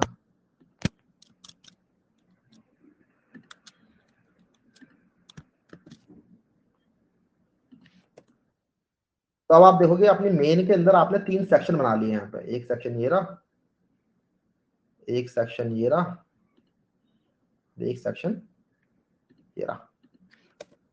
देख रहे हो तो कितना सुंदर आपका पूरा का पूरा बन गया है, ठीक है। Not just for developers I but for browsers I also. Browser को भी लगेगा कि अच्छा इस मेन के अंदर ये सेक्शंस हैं बहुत सारे। तो अगर स्क्रीन रीडर के अंदर फीचर बना रखा है ब्राउजर ने कि दिस सेक्शन एंड्स हियर, ऐसे बोले वो, तो वो बोल सकता है, क्योंकि अब उसे पता है कि ये सेक्शन एंड हो गया यहाँ पे, राइट। तो ये सारे फायदे होते हैं सब चीजों के। और अब सेक्शन के अंदर कुछ आर्टिकल्स भी होते हैं। आर्टिकल्स क्या होते हैं, आर्टिकल्स क्या होता है जरा वो देख लेते हैं। तो आर्टिकल्स के अंदर क्या होता है, हर एक आर्टिकल के अंदर अपना एक टाइटल होता है, अपना एक बॉडी होता है, अपनी हो सकता है एक छोटी सी इमेज भी हो, ठीक है। तो आर्टिकल जो होते हैं आपने देखा होगा वेबसाइट्स के ऊपर काफी सारे आर्टिकल्स लिखे होते हैं, जैसे कि इसके ऊपर एक आर्टिकल लिखा हुआ है, तो उस आर्टिकल में क्या होता है, एक हेडिंग होती है, उसके अंदर कंटेंट होता है, ठीक है। तो आर्टिकल एक स्टैंड अलोन बॉडी होती है जिसके अंदर अपना कुछ कुछ कंटेंट लिखा हुआ है। जिसको आप सेपरेट किसी और जगह डालोगे तो भी सेंस बनाएगा, because it is an individual thing. Articles are individual things and independent things, ठीक है, जिनके पास खुद की हेडिंग है, खुद का कंटेंट है, तो उनको आप आर्टिकल्स कह सकते हो। लेकिन एक और चीज, यहाँ पे कोई हार्ड एंड फास्ट रूल नहीं है। यहाँ पर आपको कुछ ऐसा रूल कोई सेट नहीं कर रहा कि ये चीज आर्टिकल ही बनेगी, ये चीज सेक्शन ही बनेगा, नहीं, किसी ने आपको नहीं बोला कि ये चीज यही बनेगी। आप इवन सेक्शन के अंदर आर्टिकल्स डाल दो, आर्टिकल्स के अंदर भी सेक्शन डाल सकते हो आप लोग, ठीक है, कि एक आर्टिकल बड़ा है, उसके अंदर डिफरेंट डिफरेंट सेक्शन है, बनाओ, कोई दिक्कत नहीं, ठीक है। सिमेंटिक टैग्स आपके ऊपर कोई रिस्ट्रिक्शन नहीं लगा रहा है। इट्स जस्ट दैट कि आप अपने ब्राउजर को बता दे रहे हो कि ठीक है, इस आर्टिकल के अंदर भी बहुत सारे सेक्शन है और इस सेक्शन के अंदर बहुत सारे आर्टिकल्स है, स्कूल, कोई दिक्कत नहीं है भाई, ठीक है। तो जैसे कि इस वाले सेक्शन में तो नहीं दिख रहे, लेकिन हाँ, इस सेक्शन में बहुत सारे आर्टिकल्स मुझे दिख रहे हैं। जैसे आप देखो कि हमारे पास ये एक H3 है और इसके पास एक इमेज है और एक टेक्स्ट है, तो this can be an article, right. मैं क्या कहना चाह रहा हूँ, आर्टिकल क्या हो सकता है, तो ये वाला पार्ट जिसके अंदर पाइथन है, इमेज है और ये सब है, this small thing, this can be an article. Then ये कॉटलिन और ये सब, ये भी एक आर्टिकल बन सकता है, राइट। तो इसको हम एक आर्टिकल में डाल देते हैं, आर्टिकल, एंड देन मैंने यहाँ से इसको क्या कट, इसको पेस्ट, ये एक आर्टिकल हो गया। उसके बाद एक और आर्टिकल मैंने यहाँ से क्या कट और पेस्ट। ये कट पेस्ट करते टाइम ना ये जरूर ध्यान रखना कि आप जो HTML की एकदम बेसिक प्रॉपर्टी है कि जो पहले टैग स्टार्ट हुआ था वो पहले टैग क्लोज होगा, जो पहले स्टार्ट हुआ था, सॉरी, नेस्टिंग का ध्यान रखना, बेसिकली मैं कहना चाहता हूँ, ठीक है, कि कहीं आपने LI लिखा फिर आर्टिकल लिखा, फिर पहले LI क्लोज कर दिया बाद में आर्टिकल क्लोज कर रहा, ये मत करना भाई, ठीक है। जो ब्रैकेट्स वाला बताया था ना मैंने तरीका, कि अगर आपने पहले ओपनिंग ब्रैकेट लिखा है उसके अंदर एक क्लोजिंग दूसरा ओपनिंग ब्रैकेट है, तो पहले दूसरा वाला ओपनिंग ब्रैकेट क्लोज होगा, उसके बाद पहला वाला ओपनिंग ब्रैकेट क्लोज होगा, ठीक है। तो ये तो बेसिक ऑफ HTML है, basic of any programming language है ये तो। इसके बाद हमारा एक और आर्टिकल है,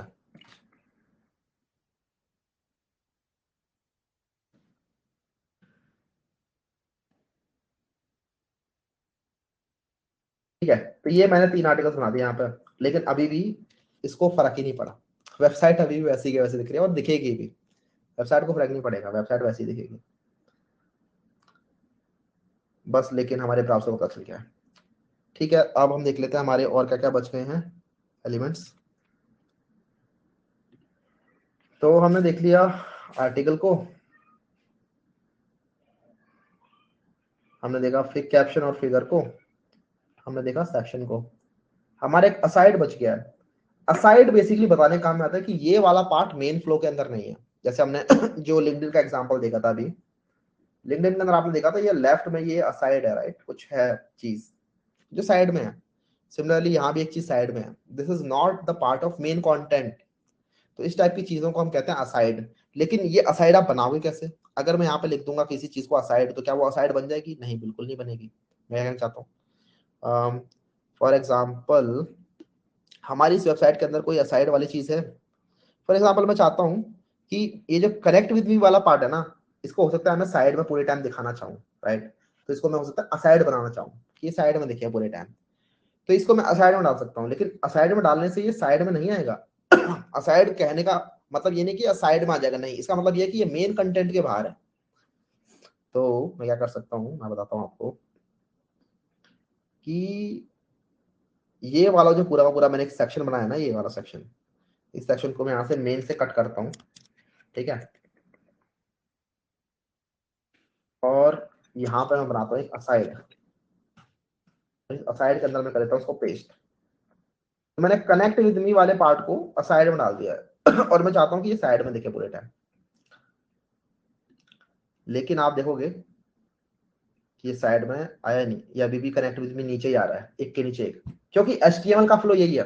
HTML यही कहता है कि कोई भी एलिमेंट अगर आपने नीचे लिखा है तो वो नीचे आएगा, कोई एलिमेंट अगर आपने नेस्टिंग करके लिखा है तो वो अपने पेरेंट के अंदर आएगा, राइट। तो असाइड कैसे होगा भैया, ये साइड में कैसे दिखेगा, उसके लिए हमें CSS यूज करनी पड़ेगी, और वो आप कर पाओगे जब हम करेंगे ना, इवन हम बना रहे होंगे ऐसे टाइप के लेआउट, जब हम CSS पढ़ रहे होंगे तो हम वो चीजें देख रहे होंगे, ठीक है। तो डोंट वरी, लेकिन हाँ, असाइड से एक और चीज हो गई कि अब आपका जो ब्राउजर है वो बोलेगा ठीक है कि मेरा जो मेन कंटेंट है वो यही है, दिस इज असाइड वाला कंटेंट। असाइड के अंदर आपने देखा होगा वेबसाइट के अंदर कुछ वेबसाइट ऐड चला देती है जो पूरे टाइम विजिबल होते हैं, तो वो असाइड वाला पार्ट है। तो ये आपके कुछ कॉमन सिमेंटिक एलिमेंट्स हो गए, और लिस्ट इतनी छोटी नहीं है, और भी बहुत सारे सिमेंटिक एलिमेंट होते हैं अगर आप पढ़ने जाओगे तो, ठीक है। और हाँ, पता होनी अच्छी बात है, लेकिन ये मोस्ट कॉमन एलिमेंट्स होते हैं, इससे ज्यादा मैंने देखे नहीं ज्यादा। तो आपने किसी ब्लॉक के अंदर ऐसे देखा होगा कि ऊपर हेडर है, लेफ्ट साइड में नैव बार है, जिस पे आप क्लिक कर करके इस ब्लॉक के डिफरेंट डिफरेंट सेक्शन में आ सकते हो, या फिर किसी और ब्लॉक में आ सकते हो इवन। देन इसके अंदर मेन है, इसके अंदर बहुत सारे आर्टिकल है, देन फुटर है, राइट। इसके बाद हमारा यहीं पे आज की क्लास समाप्त हो जाती है, और हमारे ये कुछ असाइनमेंट हैं। इसके अंदर मैंने ये दिया है कि आपको इसी प्रोजेक्ट के अंदर जो हमारा जो प्रोजेक्ट है इसको बनाओ, इसके अंदर 2 सेक्शन और ऐड करो, जिसके अंदर एक है places I want to visit, इसके अंदर इमेजेस डालो, ठीक है, कैसे भी करके डालो इमेजेस, आपकी क्रिएटिविटी के ऊपर है, आप गैलरी बनाना चाहते हो इमेजेस की, या फिर एक इमेज डालना चाहते हो, फिर कैप्शन जो भी। And then my favourite food recipe, इसके अंदर कुछ भी डालना चाहो टेबल में डालना चाहते हो इमेजेस को, आपके ऊपर है, कैसे भी डाल सकते हो इमेजेस, ठीक है। And then second one is make a website where you teach about the concept of semantic tags, use table, list, link, images, etc. क्या कहना चाहता हूँ, तो बेसिकली इस टाइप का कुछ आप बना सकते हो क्या HTML के अंदर, जिसमें एक H2 है, एक पैराग्राफ है, एक इमेज है नीचे, और फिर कुछ और पैराग्राफ्स हैं, कुछ चीजें बोल्ड हैं, कुछ चीजें कोड दिख रही हैं, ठीक है, कुछ चीजें लिस्ट बन रही है, इस तरीके से। तो इस टाइप का बनाने का ट्राई करो, ठीक है। एक वेबसाइट ऐसी बनाओ जिसके अंदर आप सिमेंटिक टैग्स के बारे में पढ़ा सकते हो किसी को, ये बनाने का ट्राई करो। बेसिकली अगर आप यही चीज जो मैंने ऊपर बना रखी है, इसी चीज को अगर कॉपी कर देते हो तो भी बहुत अच्छा बन जाएगा आपका, दैट इज ऑल्सो गुड। और अगर बना लेते हो तो हमें डालना है अपने चैनल में, विच इज शोकेस, शोकेस वाले चैनल में डालना उस चीजों को। भैया मेरे फ्रेंड को कोर्स लेना है, नहीं ले सकते हैं आप कोर्स, तो उनको सॉरी बोल दो, 2 महीने से ओपन था यार, और एक्स्ट्रा 2 दिन मैंने और ओपन कर दिया था, बड़ी मुश्किलों से ओपन होता है पता है भैया। We can check this semantic through pesticide extension for Chrome, yes yes yes, हाँ पेस्टिसाइड वगैरह देख लेंगे हम जब CSS की बात कर रहे होंगे, लेकिन हाँ आप देख सकते हो तो वहां पे भी। प्लीज एक्सप्लेन द डिप्लॉयमेंट, बिल्कुल डिप्लॉयमेंट करेंगे यार जब हम प्रोजेक्ट्स बना रहे होंगे। अच्छा, गिटहब वाली डिप्लॉयमेंट तो बहुत बेसिक डिप्लॉयमेंट है, वो नहीं देखना अपने को, तो गिटहब वाली डिप्लॉयमेंट के भरोसे मत रहना, because that is not good practice. वहां पे तो बस आपने बना दिया कोई बेसिक चीज और हो गया वो डिप्लॉय, लेकिन वो एक बहुत अच्छी चीज नहीं है। हम डिप्लॉय कर रहे हैं प्रॉपर सर्वर्स के ऊपर, ठीक है, फ्रंट एंड को अलग, बैक एंड को अलग, और उनके लिंक्स को मिला रहे होंगे, वो होती है एक्चुअल डिप्लॉयमेंट। github.io ने तो बस ऐसे ही दे रखा है, मजाक मजाक में कुछ। असाइनमेंट वापस समझाओ एक बार, मैं और बता देता हूँ असाइनमेंट। तो पर्सनल वेबसाइट के अंदर ये जो हमारी वेबसाइट है ना, दिस वन, इसके अंदर आपको 2 सेक्शन और डालने हैं अपने मेन के अंदर, ठीक है। तो वांट टू हायर मी के ऊपर ही डाल सकते हो आप कि places I want to visit, ऐसे करके, और उसके अंदर आपने कुछ प्लेसेस बता दी, मालदीव्स वगैरह जो भी है, उनकी इमेजेस वगैरह डाल दिया आपने।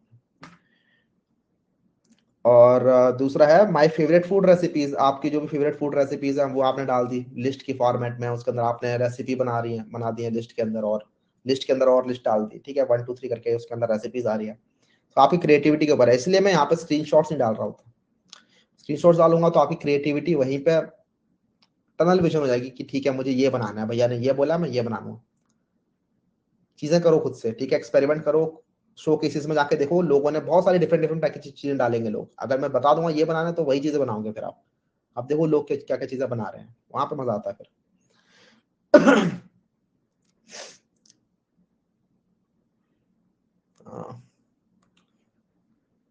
मार्जिन सेट करना बता दीजिए प्लीज, CSS में पढ़ेंगे ये सब,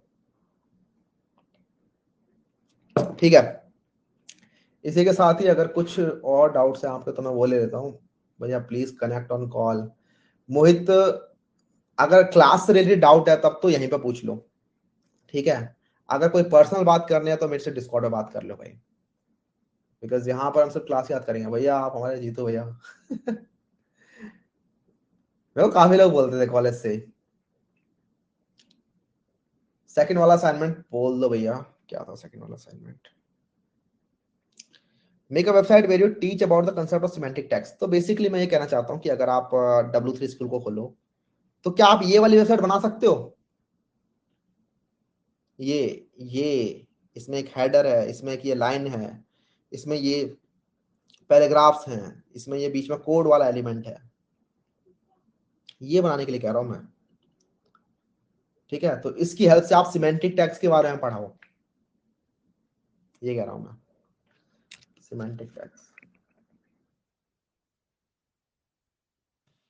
ये रहा सिमेंटिक, इस टाइप का बनाने का ट्राई करो कुछ। ये वाली वेबसाइट, ये जो बीच में जो पार्ट है ना सिर्फ इतना, इस टाइप का बनाने का ट्राई करो। This is the easy bro. कुछ घातक असाइनमेंट था रुक जा भाई, घातक घातक असाइनमेंट मिलेंगे अभी आपको जब हम घातक चीजें पढ़ रहे होंगे। अभी बहुत इजी चीजें पढ़ रहे हैं। और कमाल की बात मुझे ये लगती है HTML के अंदर की, बहुत इजी इजी चीजें पढ़ते पढ़ते ही हम लोग बहुत कमाल कमाल की चीजें बना देते हैं। आएगा टाइम, डोंट वरी भैया। कल डाउट सेशन में assignment without CSS he banana, of course of course. ठीक है, कल की डाउट क्लास होगी। कल सैटरडे है, सैटरडे को हमारी अगेन वही 9 बजे डाउट क्लास होगी। किसी और को कोई भी डाउट हो किसी भी टाइप का, आप लोग डाउट सेशन पूछो। बैच लीडर बनना है तो हेल्प करते रहो बस दूसरों की, बस। एक्स्ट्रा कुछ और परमिशन मिल जाती है बैच लीडर बनने के साथ साथ, और गुडीज वगैरह देख लेते हैं। मतलब मैंने किसी को कुछ प्रॉमिस नहीं किया, लेकिन अगेन वही, it page to be good, जैसे कहते हैं क्रेड वाले, page to be good, right. कहीं ना कोई चीज हेल्प कर ही देती है। ठीक है, आई थिंक यहाँ पर हम खत्म कर सकते हैं। 1 साल है या लाइफ टाइम? 1 साल है इस कोर्स की वैलिडिटी। स्कोर 1 साल के बाद तो वैसे भी काफी सारी चीजें आउटडेट हो जाएंगी, फिर और दूसरा कोर्स आ जाएगा हमारा। ठीक है, alright then, good night. Mohit Sharma again कह रहा है भाई देखो, अगर आपको ज्यादा डाउट है तो पर्सनल कॉल कर लो मुझे। ठीक है, बाय बाय।